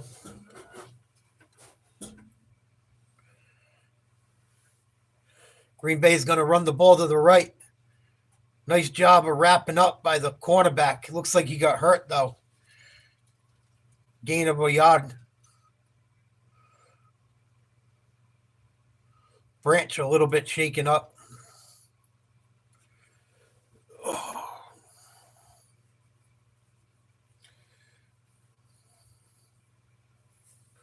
What a play by Nick. Green Bay's offenses look pretty good besides that fumble. The first drive, they didn't look good either. But here's Love out of the shotgun, throwing. Caught. Complete to Wicks. I don't think he got the first down. It's going to be very close. He stretched out. It's going to be close. They're going to run right up to the line, 1st and goal. They say it's a first down. They're going to run the ball up the middle with Jacobs. He's going to get in for a touchdown. Wow, some tough running. Josh Jacobs puts Green Bay up 2017. Jacobs is a big boy.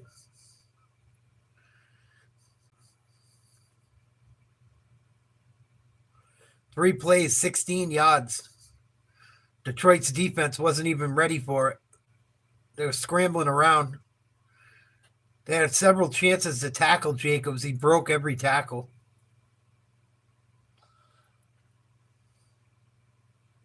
Green Bay extra point almost blocked. The kick is up and good. Green Bay 4-point lead. 11:15 to go. 3rd quarter. Nixon with a big interception. Jacobs touchdown run. We got a game, folks.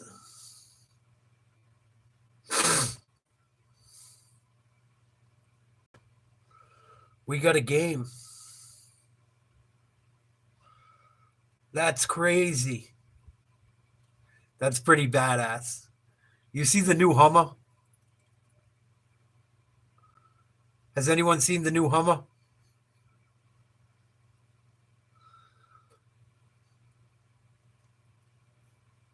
Crazy. The new I don't know if it's an H2. Hummer came out with a new SUV. It's got a crab walk technology. So you can park in like very tough places to park easily. The wheels move sideways.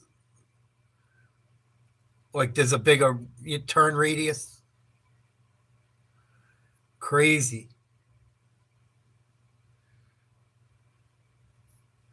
Fucking sick. That would be nice to have living in the city.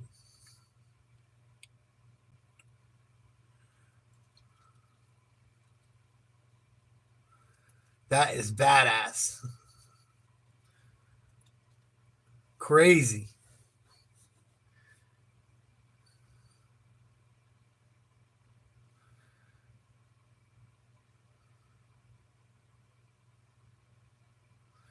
GMC Hummer EV.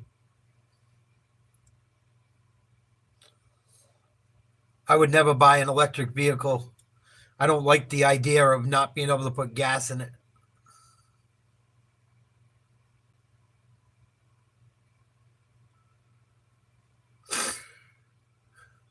You can always find gas or alcohol. You can't always find an outlet. Especially if shit ever hit the fan.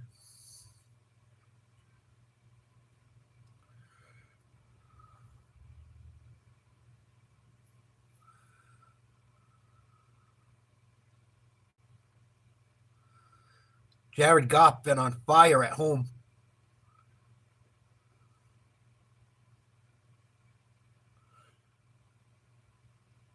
He had 100% completion percentage against the Seahawks. Wow.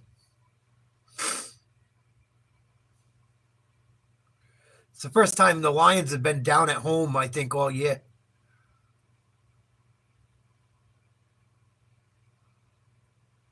And the kickoff's going to be caught deep in the end zone. He's going to take a knee. And the Lions offense will try and get back to work.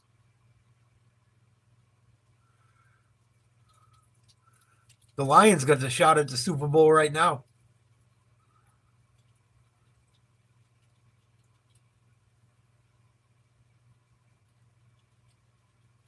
If they can stay healthy and keep playing well.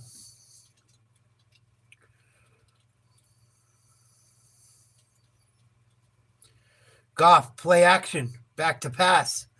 Finds his running back, Gibbs, for a check down. Gibbs takes a big hit after about a 5-yard gain. Be about 2nd and 5.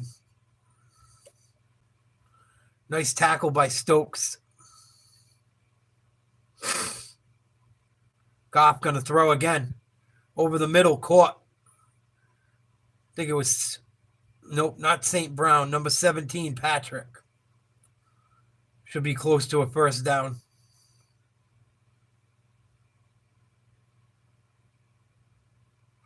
And it is a first. Yeah, that EV Hummer with that crab walk, that's a nice accessory to have. If you live in a city or a place that's tough to park, that's sweet.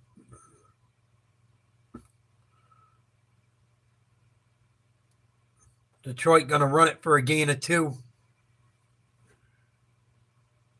With Gibbs. 10 minutes to go, third quarter. Green Bay leads 21-17.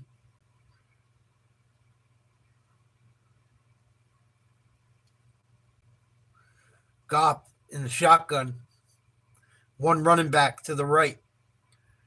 3 wide receivers total and a tight end. Throws it over the middle. Dropped. He had him. He had Laporta. Couldn't collect it.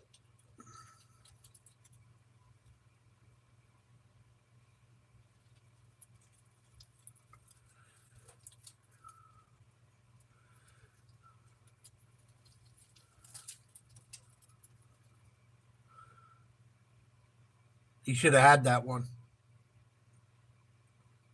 Someone's down on the field for Green Bay. Oh, no, it ain't. It's the referee. The referee's down.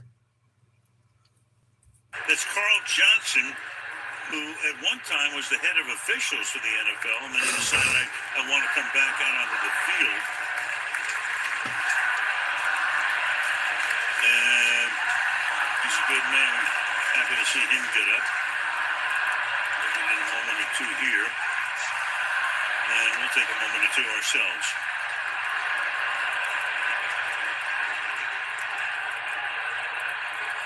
Oh.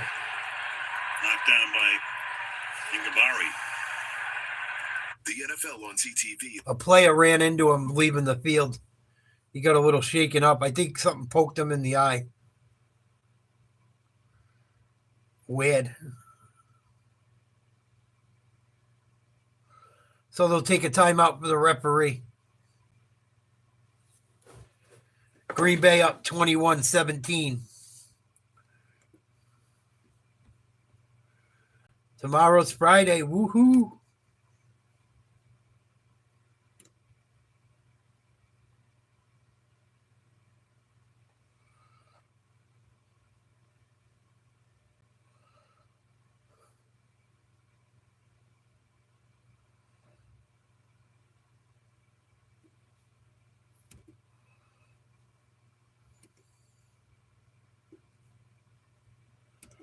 Oh, sugar.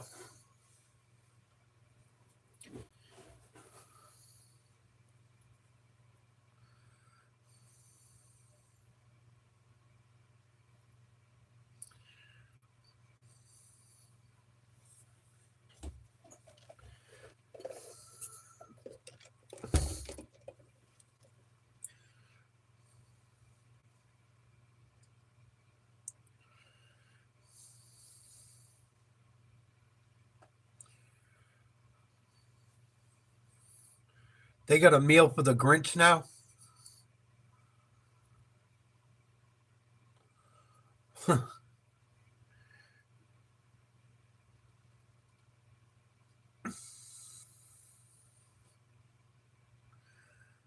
Right? I've been waiting for flying cars since Back to the Future 2.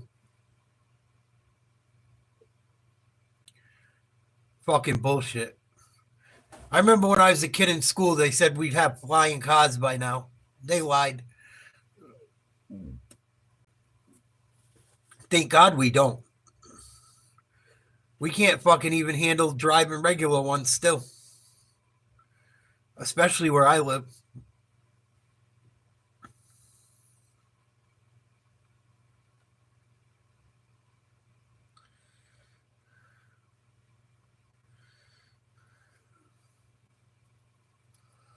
All right, here we go. 3rd and 8 for the Lions. 9:40 to go in the third quarter. I swear, every game I do, there's always a ton of fucking timeouts. Or flags. 3rd and 8. They're going to run a screen to the wide receiver. He's going to catch it. He's going to be brought down about a yard shy. Good job by the defensive lineman to get back downfield and make a tackle from behind. Detroit goes for it on 4th down a lot. I'm sure they'll go for it here. Right around midfield. 4th and a long one. Single running back. They sneak it and they get it. Goff with the conversion.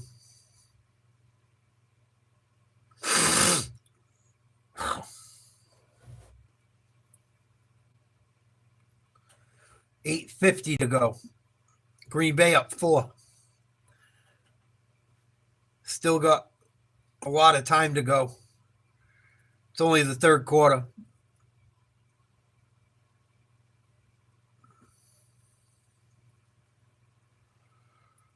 Goff directly under center. They got 3 running backs in. 3 tight ends in. They're going to run a screen with Montgomery. He's going to catch it and get tackled over the first down marker. That's a good one, Kenny. Right, the hummingbird.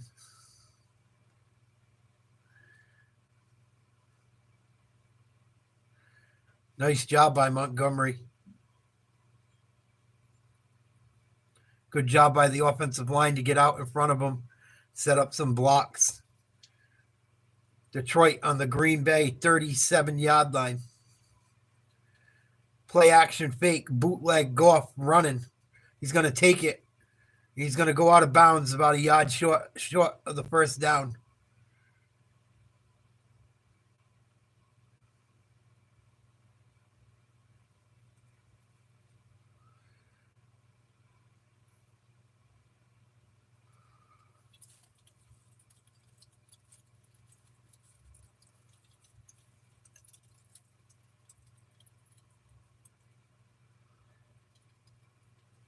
Detroit's 11-1. Green Bay's 9-3.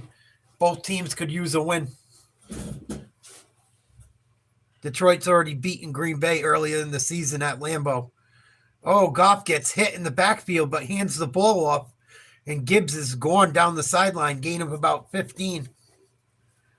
Wow, Detroit got lucky there. A half a second earlier, that's a sack and maybe a fumble. Man, just got to him before the tackle. I don't know how he got that ball to the running back, but he did. And a nice job by Gibbs to get outside and find some daylight. First and goal from the Packers 8-yard line. Goff in the shotgun. Looking to the left, throwing deep to the back corner of the end zone, incomplete. Good coverage by Green Bay.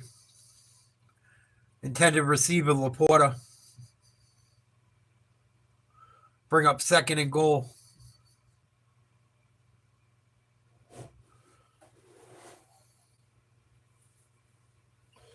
The hummingbird. That's funny shit. That was a good one, Kenny.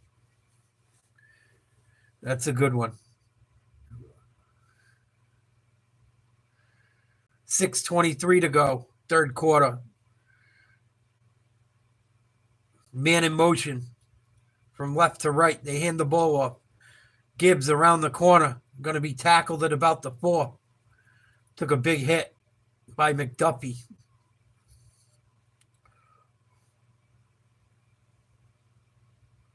Green Bay's defense has played well.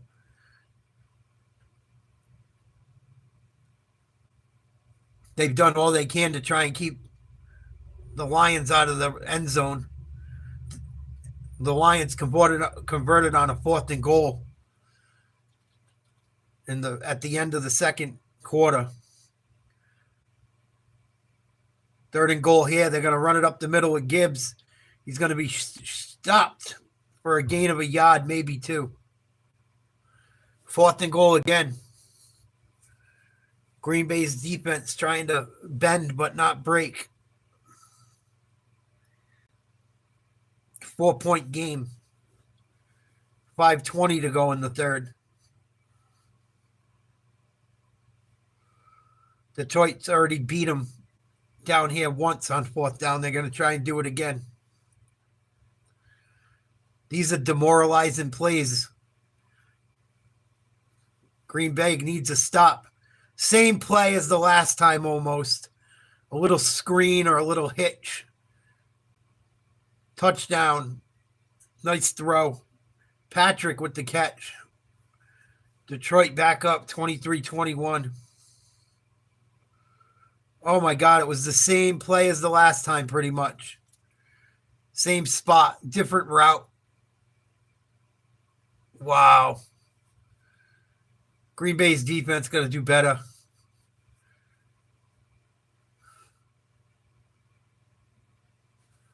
And we'll see if they can convert on the extra point. Kick is up and good. Detroit back up 3, 24-21, 5 minutes to go in the third quarter. Jared Goff throws a strike. Oh, man. Green Bay defense got to be mad. They gave up 2 easy ones. Not easy. They made Detroit work, but Detroit got them in the same spot of the end zone on both plays with guys around too. I think guys are just getting out of position. TV timeout.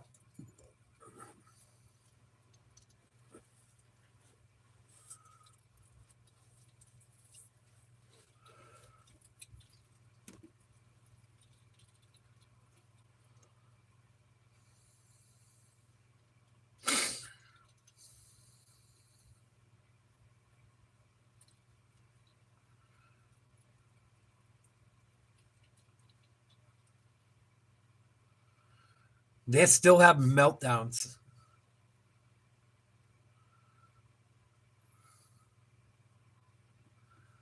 I figured it would have stopped by now. Oh my God, I can't believe it hasn't stopped. I really worry about mental health in this country.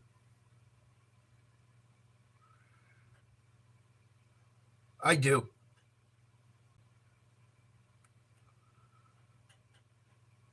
I have been trying not to play them. I haven't been playing as many videos of lefties losing it because it's kind of getting old for me, I think. People love them. I think it's getting old. But people are still having meltdowns over Trump winning. It's a month after. Holy shit.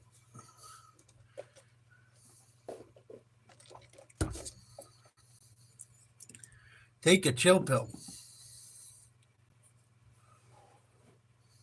People going on fucking TikTok and Snapchat and this one and that one just losing their minds over it.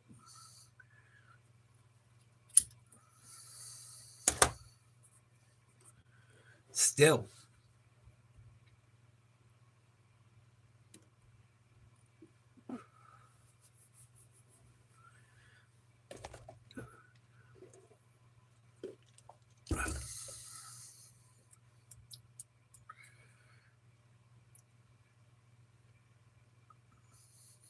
Getting ready to kick off again.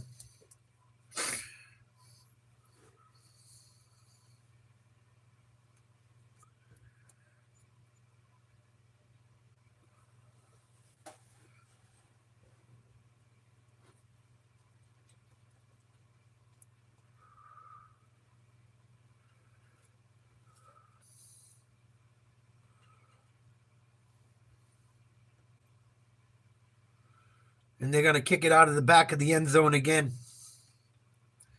Be a touchback. Green Bay will get the ball at their own 25, I believe.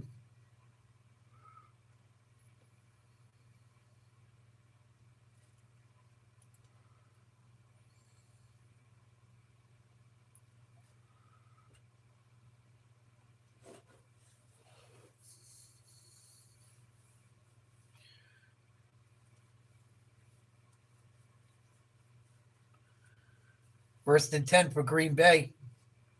Jacobs in the backfield. Love out of the shotgun.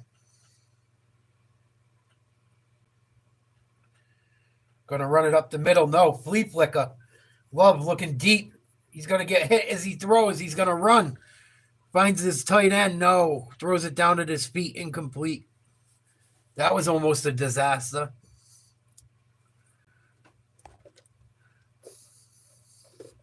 Try to run a little trick play. No one open.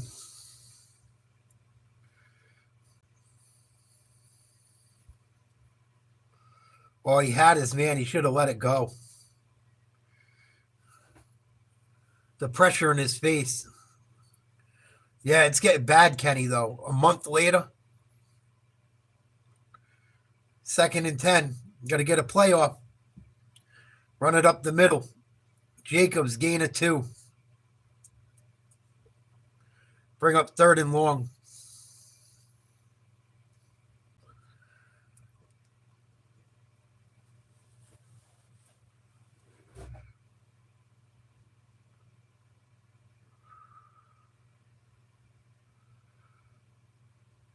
Green Bay came out firing this half.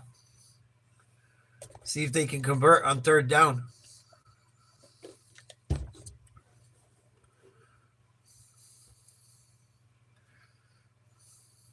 Third and 8 from the Green Bay 31.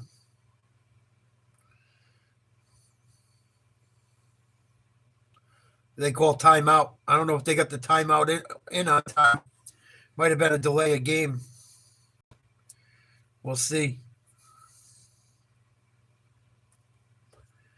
Nope, they got the timeout off.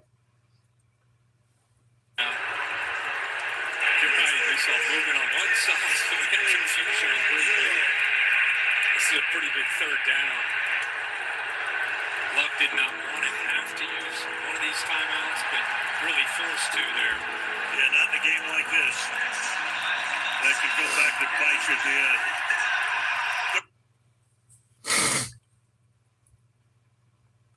And they're saying it's 3rd and 9 now. 3rd and 9. 24-21, Detroit in the lead. 4:10 to go in the 3rd quarter. Love in the shotgun. 4 wide receivers. Back to pass. Looking to his right. Finds a man. I don't know if it was intercepted or caught. And I think it was caught by Love. Excuse me, not Love.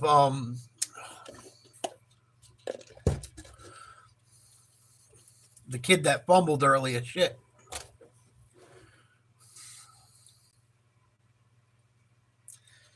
I can't remember his name. Son of a bitch. Pardon me.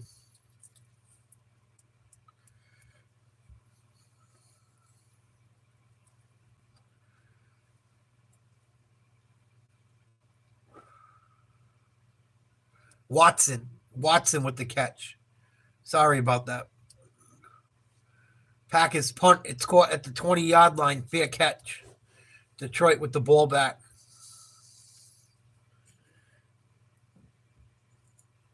TV timeout.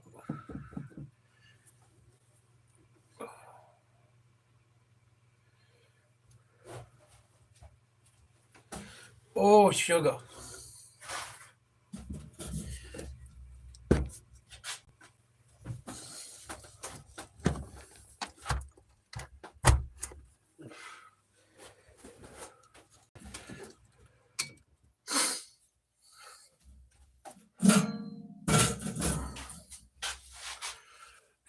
No, I do not like unicorns or glitter.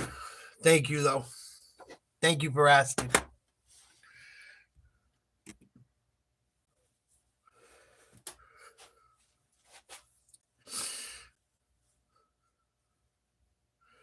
First down for Detroit. Play action. Throws it back to Montgomery. A couple yards. Not much. See if the Packers can make something happen here on defense.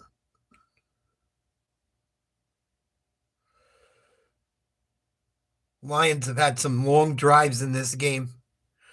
Green Bay's defense has got to be getting tired. They spent a lot of time on the field. 2nd and 7. They're going to run it with Montgomery. Tries to break it to the other side of the line. He's going to be brought down, maybe a gain of a yard if they give him forward progress. It'll be 3rd and 6.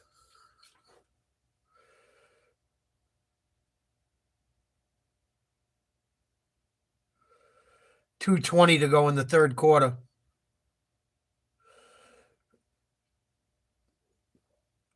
Goff in the shotgun. 3 wide receivers, a tight end. Single back to the right. Send a wide receiver in motion to the left. Throw over the middle, caught. Going to be short of the first down by about a yard. They'll probably go for it. They don't punt a whole lot.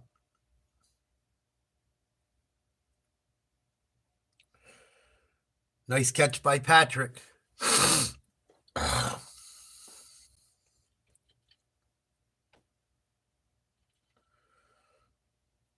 4th and 1, Goff directly under center. It's a long 1 yard, too. Send a man in motion. They're going to toss it to the right. They're going to get stuffed, and the ball might have came out. No, it didn't. Or did it? They're going to say he was down. Either way, it's a turnover on downs. Good job by the Green Bay defense. They sent Laporta in motion. They tried to run a sweep. Didn't work. Good job by Green Bay staying home and getting to the outside. Real good job. That was a fumble. It should have been called a fumble. Oh, his knees might have been down. It was close. Either way, it was a turnover on downs. Green Bay's got the ball at the Lions' 30-yard line. 1:26 to go in the third quarter. They're going to run it with Jacobs. Tough run for about 3.5 yards. I don't know how he got through there. He's a bull. Yeah, I'm good.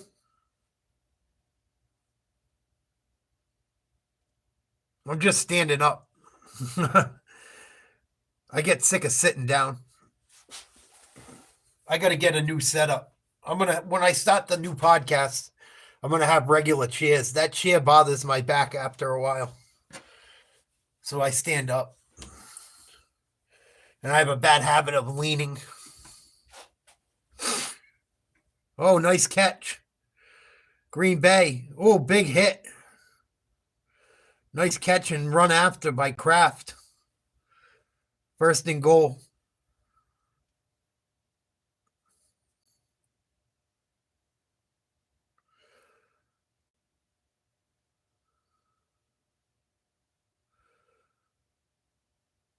Big hit. Really big hit.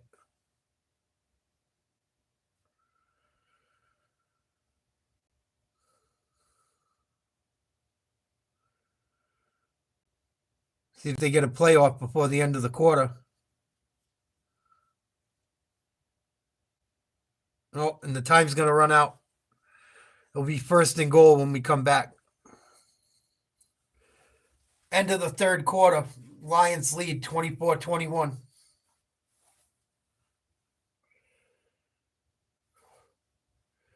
Close game. At least it's not a blowout for once. Every game I do, it seems like it turns into a blowout. So at least we got through this game. Most of it. Hopefully it don't turn into a blowout quick.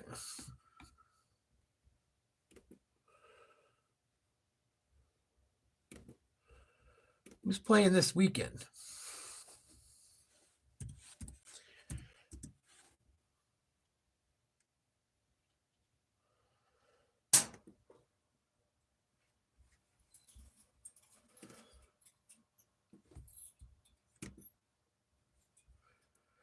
Who we got playing this weekend? Jaguars, Titans, Raiders, Buccaneers, Browns, Steelers, Falcons, Vikings, Panthers, Eagles, Saints, Giants, Jets, Dolphins, Seahawks, Cardinals, Bears, 49ers, Bills, Rams, Chargers, Chiefs, Bengals and Cowboys next Monday night, and then Rams, 49ers next Thursday night. Man, what a shitty weekend. Not really any good games this weekend. I'll try and look at it again quick. I don't think we'll be doing football on Sunday.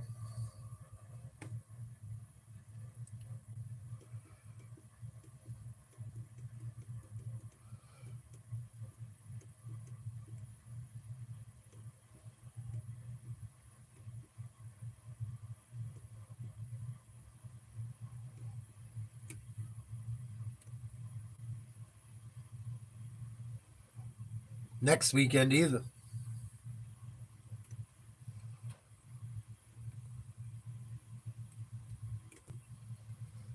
I'm ready for the playoffs, though. It's not too cold, but I leave a little window open if I have a cigarette. So that's what makes it cool. Well, it's not too bad. It's like room temperature. It's probably 60. It's probably 60 degrees, 70 degrees.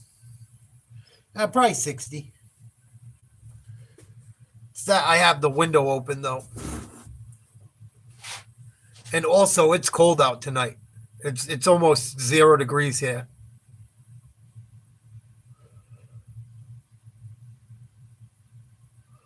We're supposed to get some snow.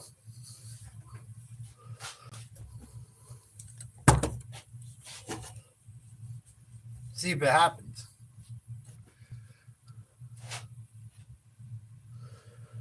First and goal for Green Bay. Start of the fourth. From the Lions' 6-yard line.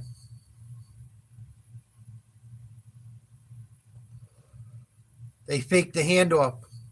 Love got to do something. Finds his receiver. It's the tight end. Goes out of bounds. Gain of maybe 2 yards.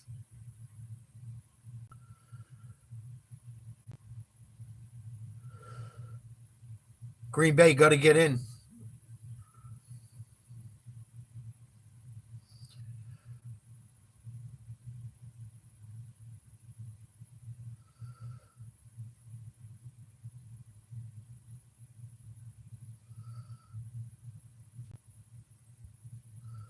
Second and goal. Love under center. Hand it off to Jacobs. Up the middle. Touchdown.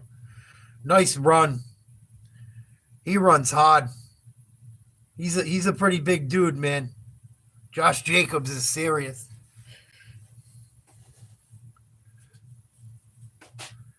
Green Bay taking the lead back.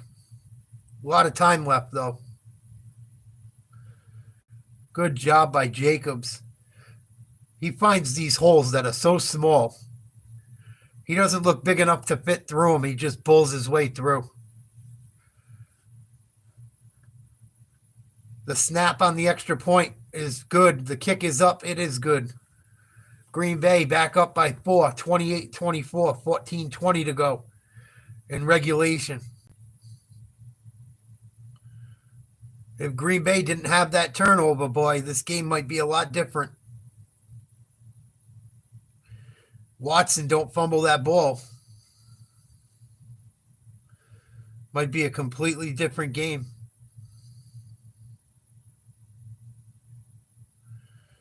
Jacobs just running hard. Good vision. Yeah, I know. Yeah. Well, Kenneth.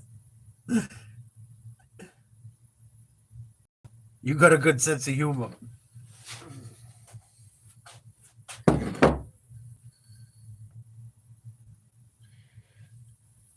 I'm ready for the playoffs.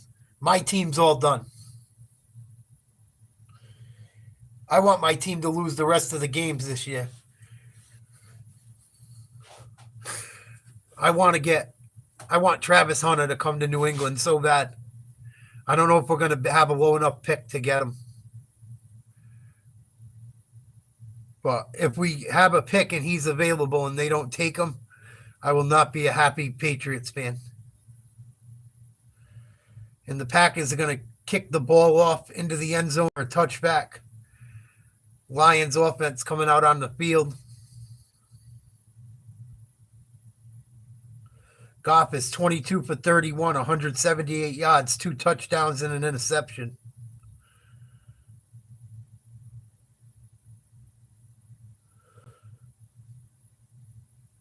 They faked the handoff. Goff going to throw one deep down the middle of the field, caught at the 47, 48 yard line.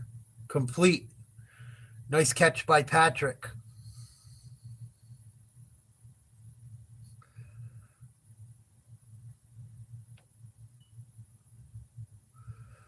Montgomery got destroyed by a linebacker. Oof. Took a hit for his quarterback. Nice job blocking.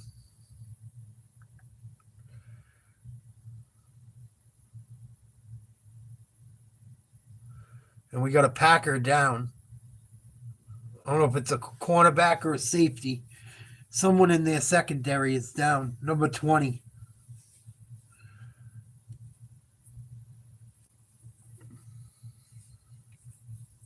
And there'll be a TV timeout again.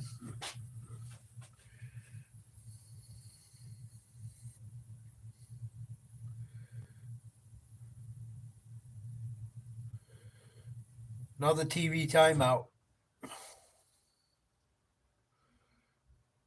Wonder what we got for college football this weekend. Check that out quick.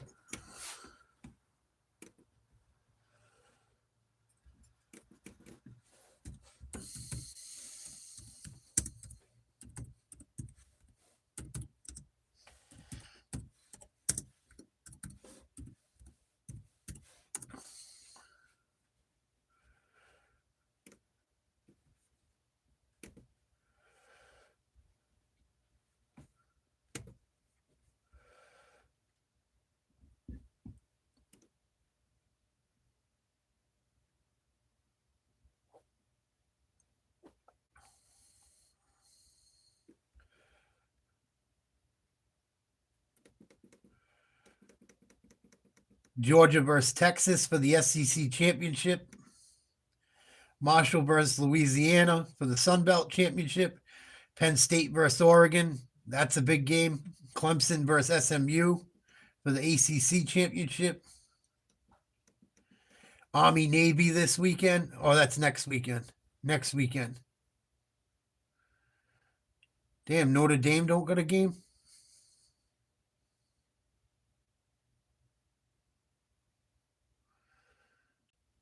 Damn. Notre Dame needs a little help to get in the playoffs. I don't think they're going to make it. I think they're going to be just shy of making the playoffs this year. Unfortunately.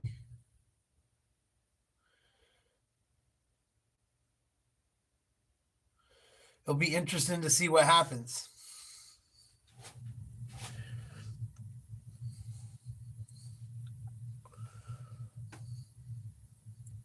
Notre Dame should have had an undefeated season. They lost a fucking horrible game they shouldn't have never lost.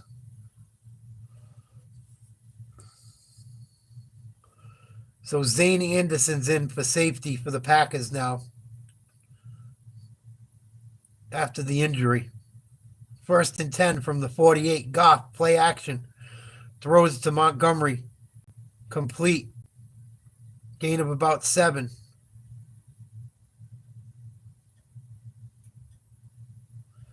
They run a lot of play action, Detroit.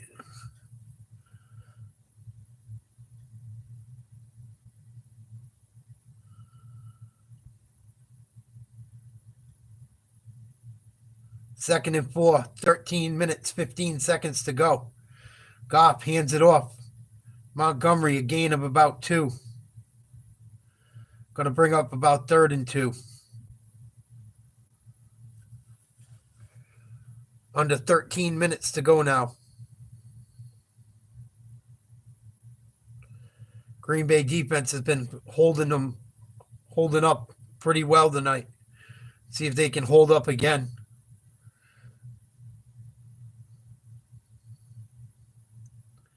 Third and a long 2. Shotgun snap, thrown over the middle, caught, complete to St. Brown. First down. And the Lions are still in business.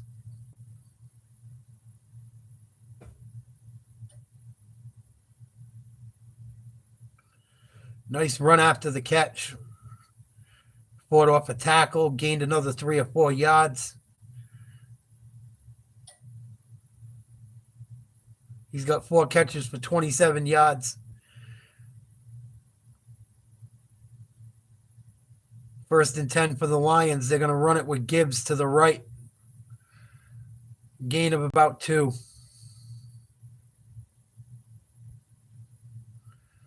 Green Bay doing a good job stopping the run for the most part.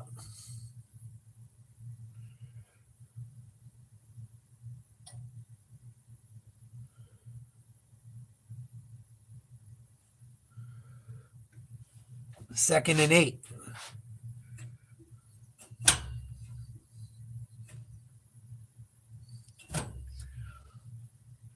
Goff out of the shotgun. Looking over the middle. What a catch. Laporta, first down. Gain of about 15. Man, he threw that ball hard.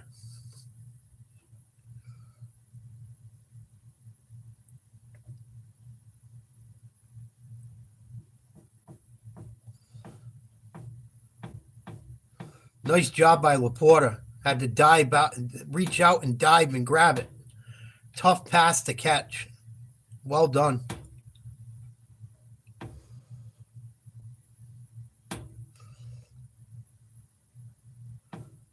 There's St. Brown with a first down.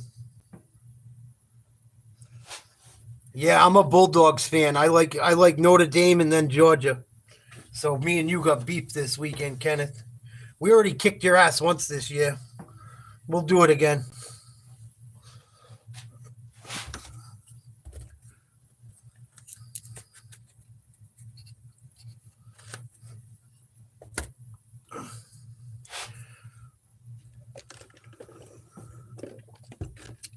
First and goal. They're going to run it with Montgomery. Gain of 3 yards or so.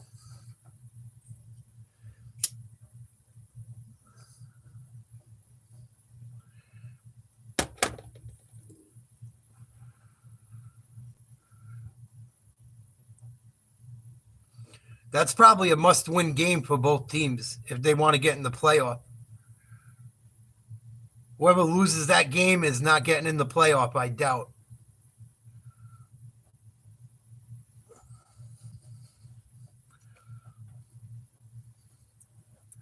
Second and goal for the Lions. They give it to Montgomery again, up the middle. Gain of about 2 yards again. Big scrum. See where they spot this.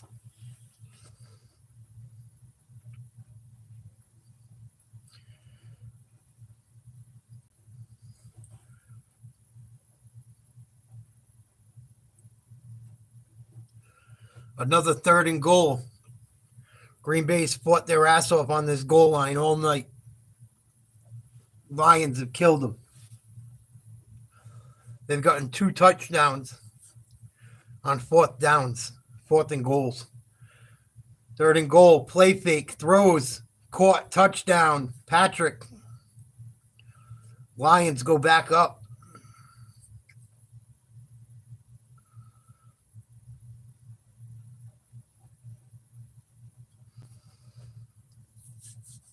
Lions not going quietly into the night.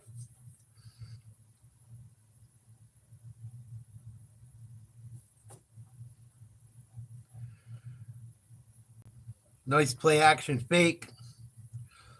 Nice job of getting open. See if they can convert on the extra point. Kick is up. Ooh, kick is good. 31-28, 8:39 to go in the ball game. Detroit takes the lead back.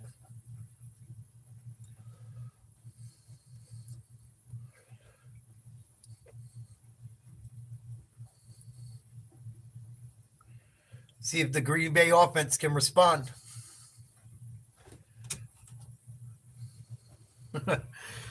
Yeah, me and you got problems this week, Kenneth. My Bulldogs are playing your Longhorns. Good luck. Georgia will probably blow it. Georgia and Notre Dame break my heart every fucking year. One or the other.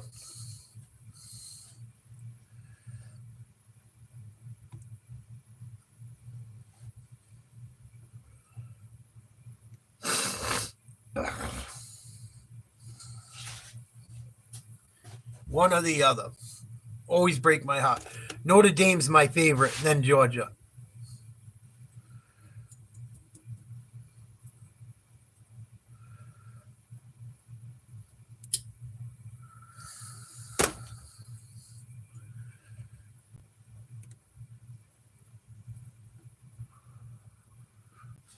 Hey, Kai, are you still in here?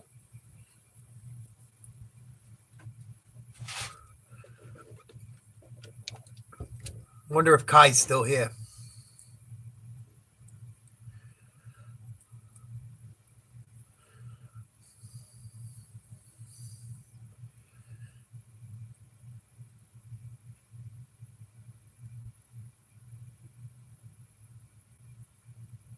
Yeah, Green Bay's a good team.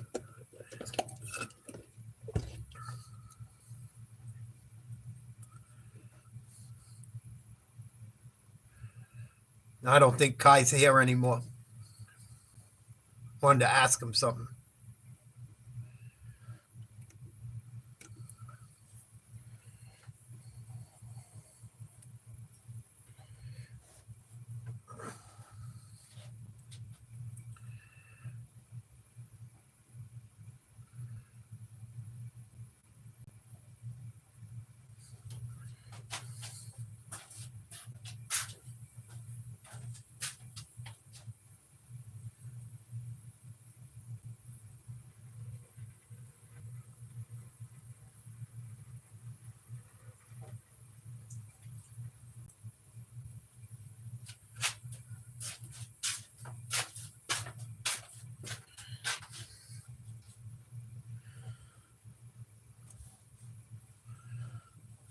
Detroit kicking off. 8:39 to go in the regulation.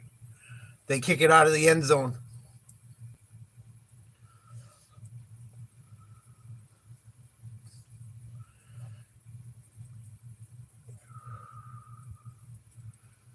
There's this kicker I was watching a video on yesterday who plays for Montana State. He's like 6'9". You want to see the boot this kid has. He's going to end up in the NFL, I bet. He fucking boots him from like 70 yards in practice. 75. I was like, holy shit. I'm going to show you a video on him if I can find one. That's fair use. And there's a flag on the play. False start. False start on Green Bay. Not a good way to start a drive that you need to score. Green Bay needs 7.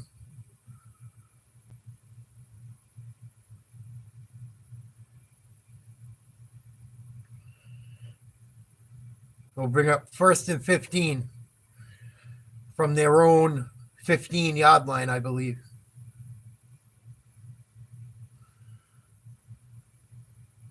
From their own 25.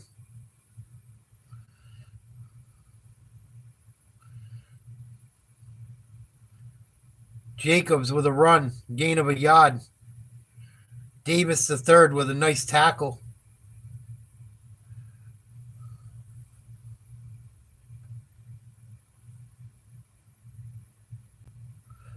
I hope so too.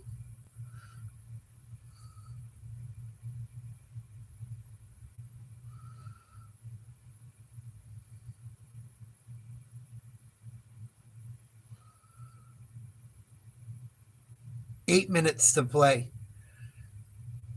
Three wide receivers, a tight end. Love under center. Play action. They blitz. He throws. He's hit as he throws. Caught. Watson, a nice catch. And he's brought out of bounds. 1st and 10. Nice play by Green Bay there. Oof. Love was in trouble. I don't know how he didn't get sacked. Good footwork. Took a big hit.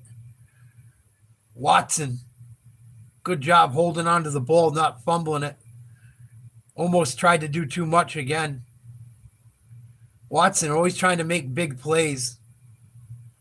And when you try to make big plays, sometimes you turn the ball over. They're going to run it with Jacobs now. He's going to cut back, and he's going to get back to the line of scrimmage. Good job by the defense to get him. Big tackle by Muhammad.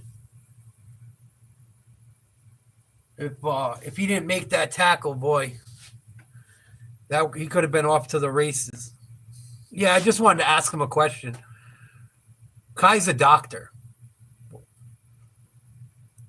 And I had a health question for him.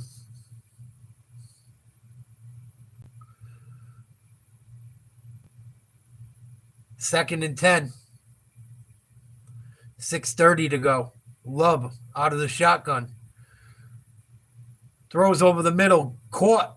What a job by Wicks to catch it and then stiff arm a man and run inside the 20. Wow, nice catch. Caught it, spin move, stiff arm, and gained another 5. Well done. Good patience by Love in the pocket.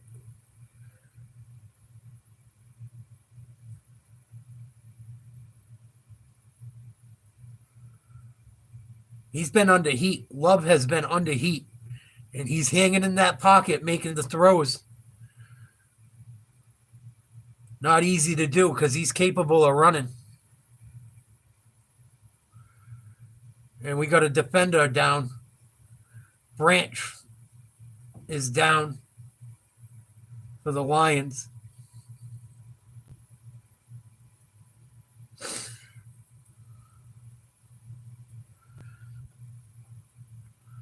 Playoff picture. The Falcons are in the playoffs at 6-6 right now. Crazy.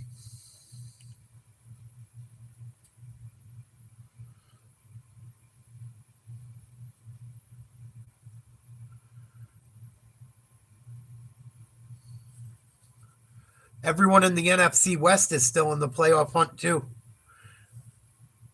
It's a logjam.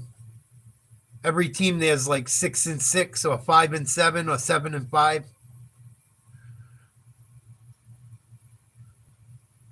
Buffalo plays Detroit next week. In Detroit. That'll be a good game. I plan on watching that one.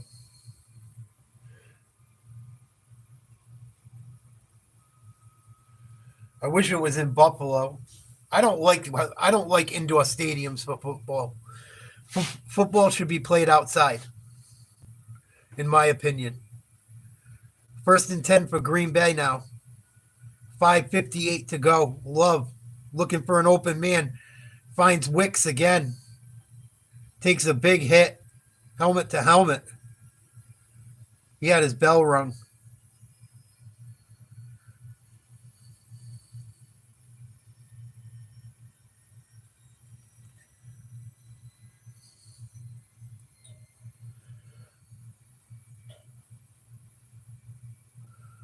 Another nice catch, nice play. Oof. Big hit. It didn't hit his helmet. He hit his shoulder pad. His helmet hit the turf. That's what it was. First and goal for Green Bay.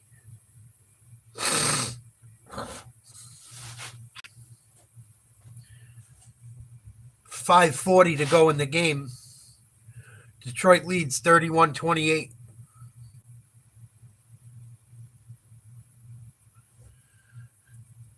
Love directly under center. Jacobs in the backfield. 2 wide receivers and a tight end. They hand it off up the middle. A yard, maybe 2. Helmets are flying off. Big scrum, getting chippy.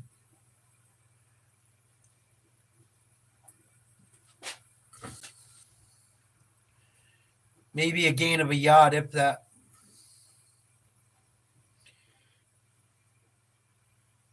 Green Bay really needs 7.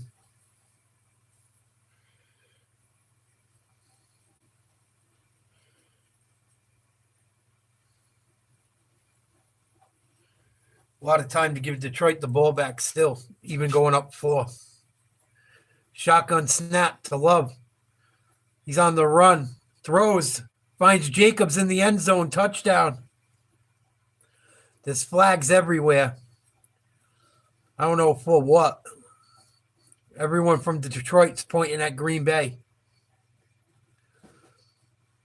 Offensive pass interference, it looks like. He's trying to run his route and sell it. Pass interference. Offense. Yeah. Number 9.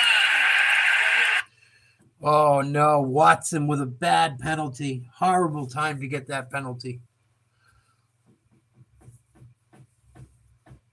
Oh, he picked the guy by accident. Ran into a second. He ran into one of the cornerbacks and picked him. So we got second and goal again. 4:32 to go in the game. Lions up 31-28. See where they mock the ball at. Looks like it's around the 10-yard line. Nope. 16-yard line. Second and goal from the Lions 16. Love back to pass. No one open. He's got to do something. Throws one into the end zone, incomplete. Bad penalty, man.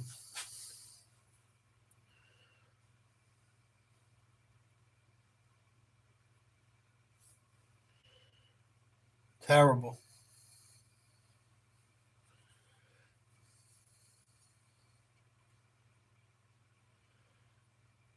Terrible penalty they took. Could cost them this game.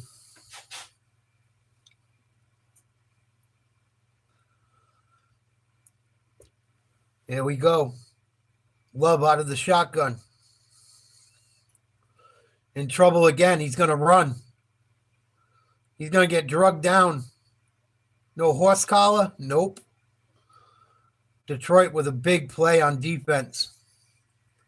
Green Bay is going to have to send in the kicker to try and tie this game up. 4 minutes to go.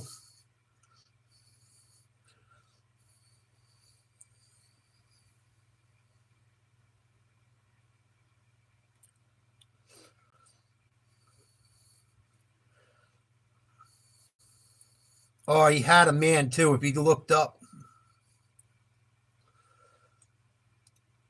And the ball game's tied unless there's a flag. No flags on the play. 31-31. 3:38 to go. Goff going to get the ball back and a chance to win this game.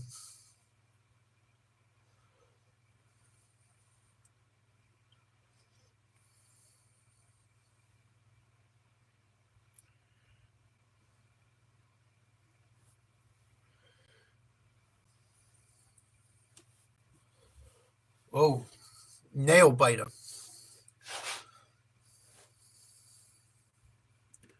Watson has done some really good things for Green Bay tonight, and he's done some bad things.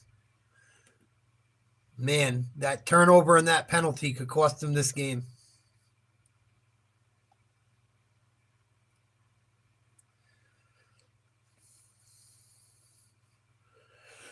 Whew.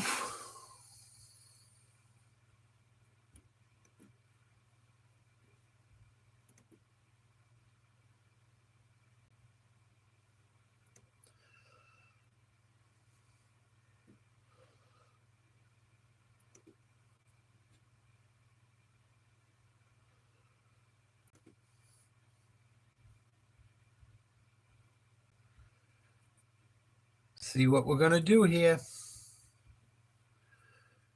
Tied ball game, 3:38 to go.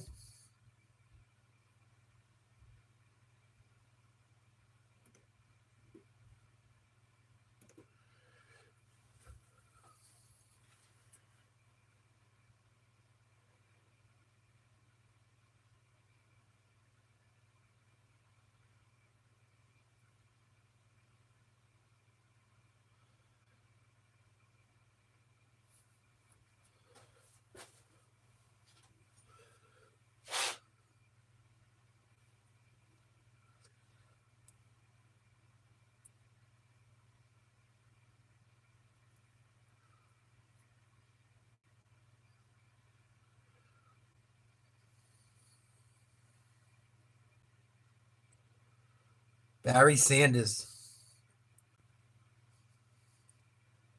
Man, I always wonder if Barry Sanders played on a better team, how much he would have done. He's fourth in history in yards, fourth in yards in the NFL history, playing for a horrible team for so many years.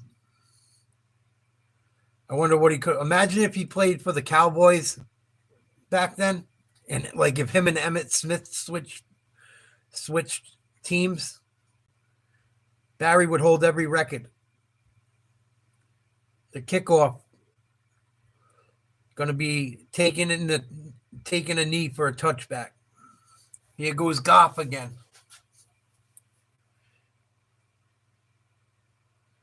Tied ball game, 31-31.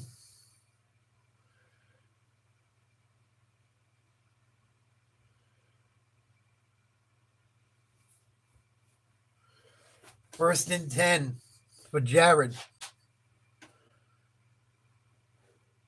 Single back under center. He's throwing. Finds his man, Williams, on the sideline. Looked like a good grab. First down, gain of at least 15, I'd say.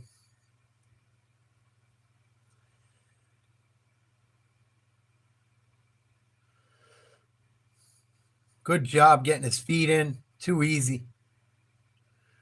Green Bay's in zone coverage. They're going to get picked apart.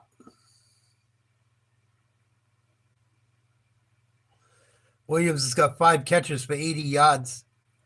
Goff, play action pass. Caught. Another first down. Caught by Patrick. 3:20 to go. Yeah, Lions are looking good. It's tied up, 31-31.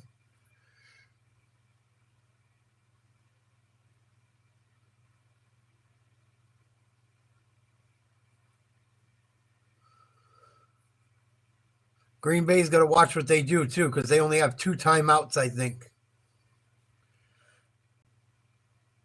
They may even have less than that.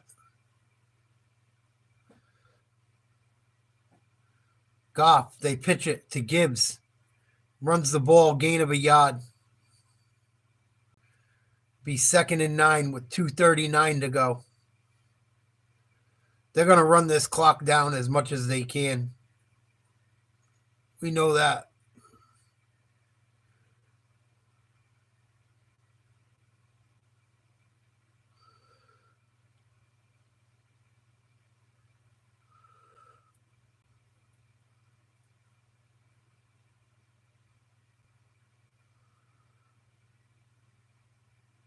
Goff in the shotgun.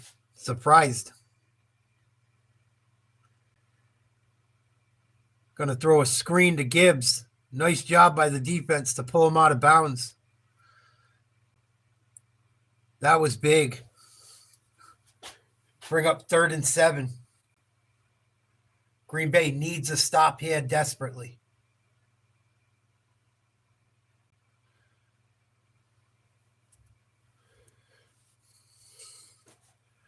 Desperately. And the Green Bay coach is flipping out about something.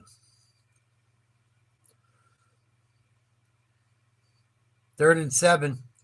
2:01 to go. Goff out of the shotgun. They're going to run a screen for Gibbs. He's going to get tackled for a first down. Oh, man. What a horrible fucking... Oh. There's nothing he could do about it. He had to make the tackle, but he tackled him over the fucking line of the first down marker. 2 minutes to go. Lions got 1st and 10 when we come back. Oh, no. I'm sorry to hear that. I've been there before. It's always something. Always fucking something.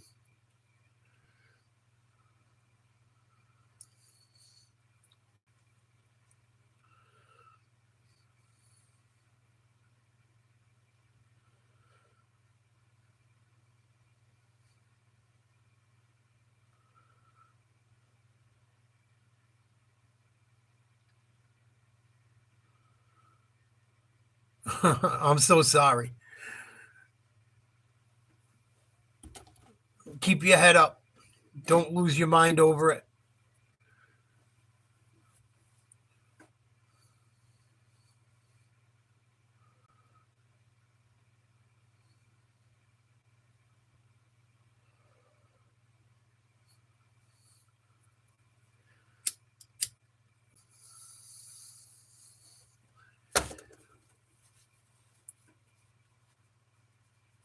How you been, Angela?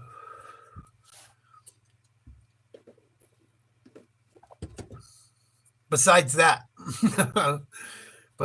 I hope you've been all right.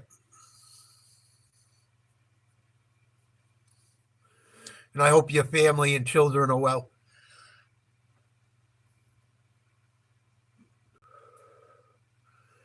It hasn't been too much news the last few days, so I haven't done our regular show.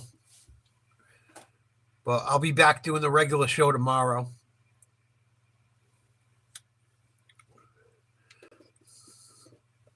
Kids getting excited for Christmas, I bet.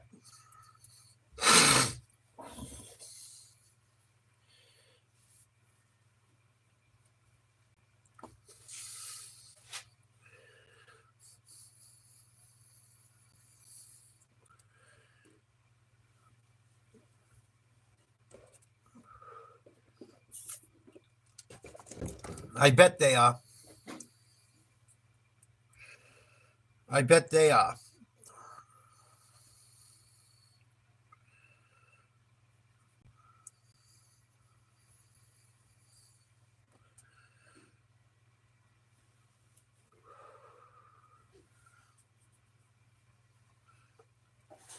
Here we go. Tied ball game from the Green Bay 30.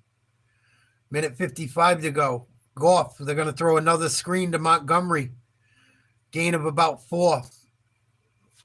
3 or 4. We'll see where they mark it. Flag on the play.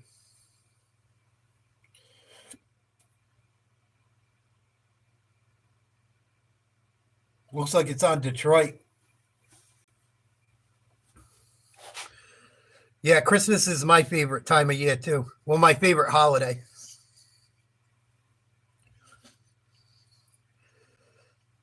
It's going to be weird this year without having my girls' kids around, but I'll get through it.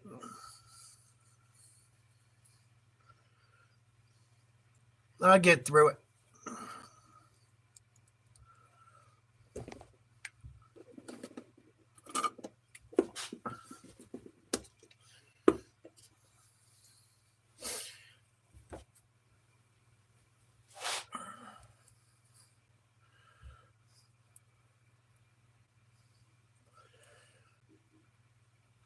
You guys had tsunami warnings today, huh, Angela?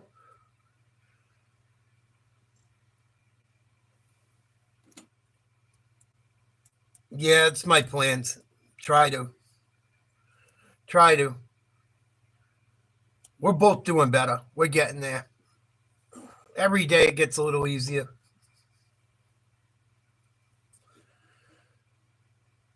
First and 20 for the Lions. They're going to run it up the middle. Gain of 3. Montgomery with the run.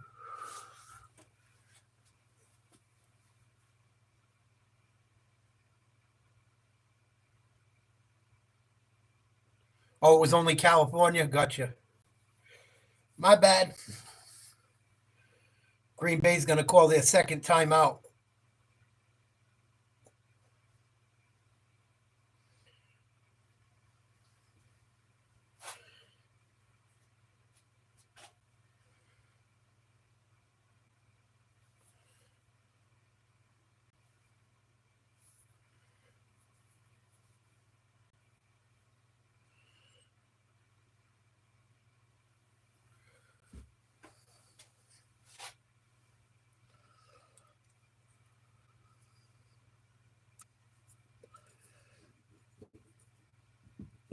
Second and 17, Goff out of the shotgun. Plenty of time. Throws complete over the middle to St. Brown. Close to a first down. See where they mock it. Very close to a first down. Definitely close enough to kick a field goal. Right around the Green Bay 20.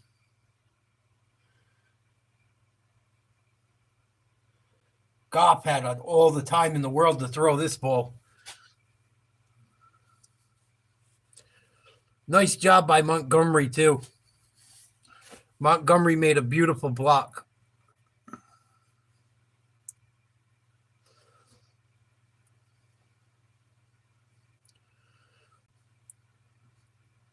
And I think they're going to have just enough for the first. McDuffie took a shot and still almost got to Goff. Goff got rid of it just in time.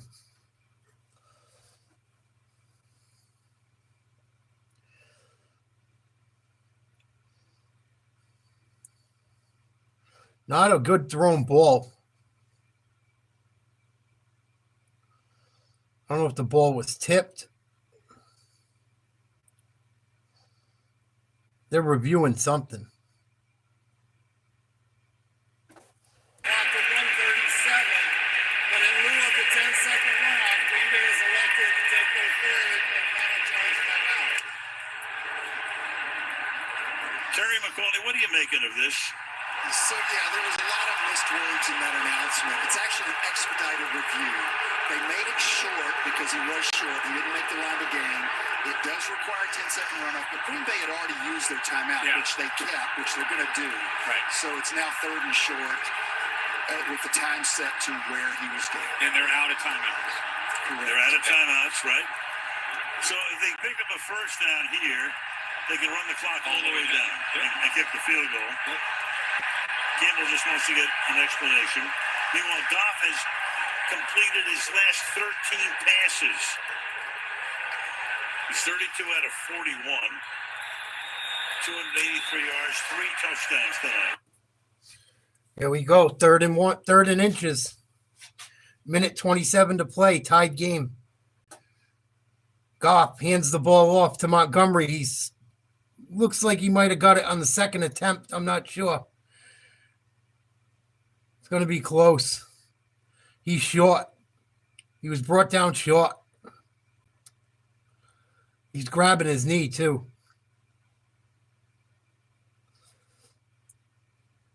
"22 seconds on the play clock. 4th and inches. Detroit's got timeouts. You're almost compelled to do that. So you don't make it, you're going to give the other guys the ball, and you're probably going to overtime. The play clock is down. We'll stop it, 2-1, whatever. 44 seconds, timeout, 43 seconds. Well, if you're a Packers fan, the play of the game by Zane Anderson, who's had to step in at safety. He's the guy that knifed in there to submarine this play.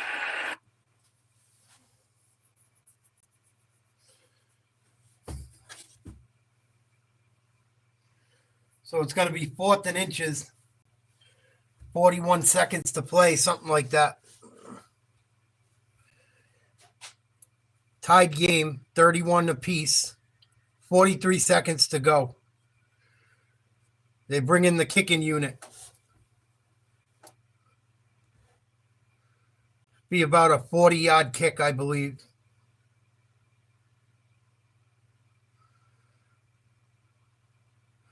Jake Bates is the kicker. He's 3 for 3 on lead-changing field goal attempts in final 2 minutes of the fourth quarter of overtime this year.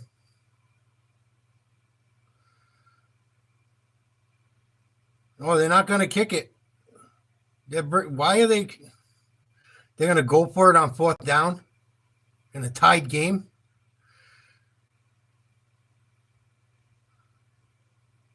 Man in motion. Goff trips as he hands the ball off, but there's a first down for Montgomery. And he's going to bring it inside the 15-yard line. They better get the kicker out on the field. Not a lot of time left. Down to 25 seconds. 24.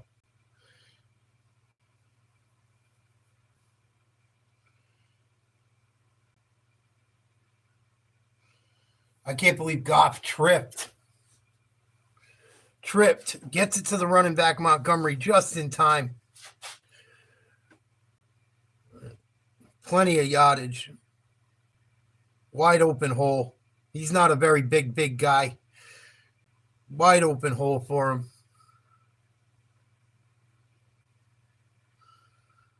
Boy, that was almost catastrophic. He was down. Wait, his knee was down.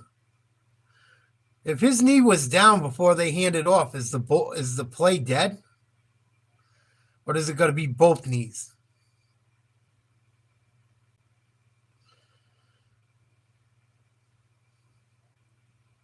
They don't have any challenges either way, I don't think.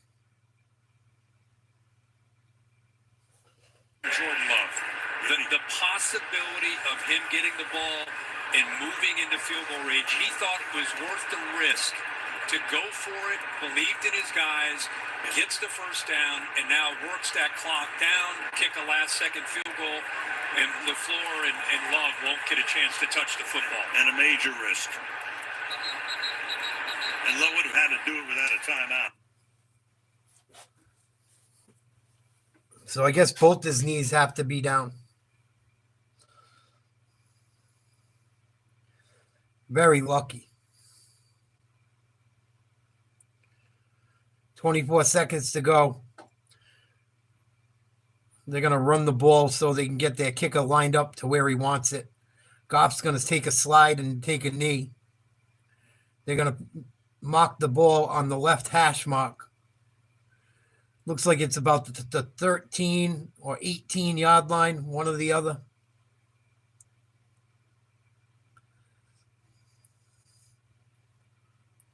Two seconds to go. 31-31. Here comes the kicker and the special teams unit for Detroit.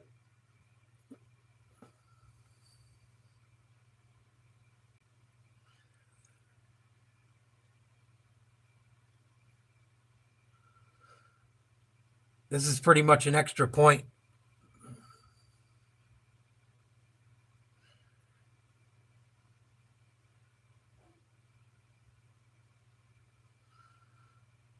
Bates lining it up. Takes a few steps back. Side steps to the left.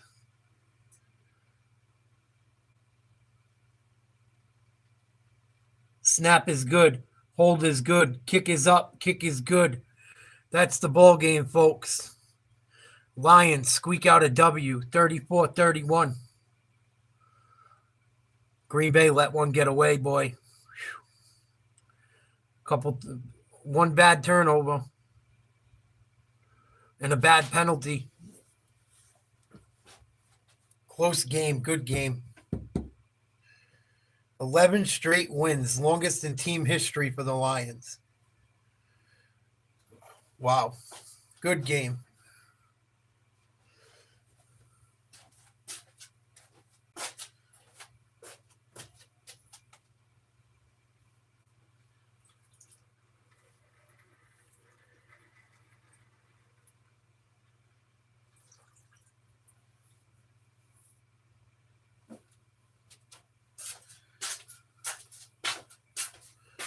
What a game. Well, thank you guys for joining me tonight for the game. I will have our regular podcast tomorrow, probably during the day. Have a great night. As always, be safe. I will catch you guys tomorrow. Peace.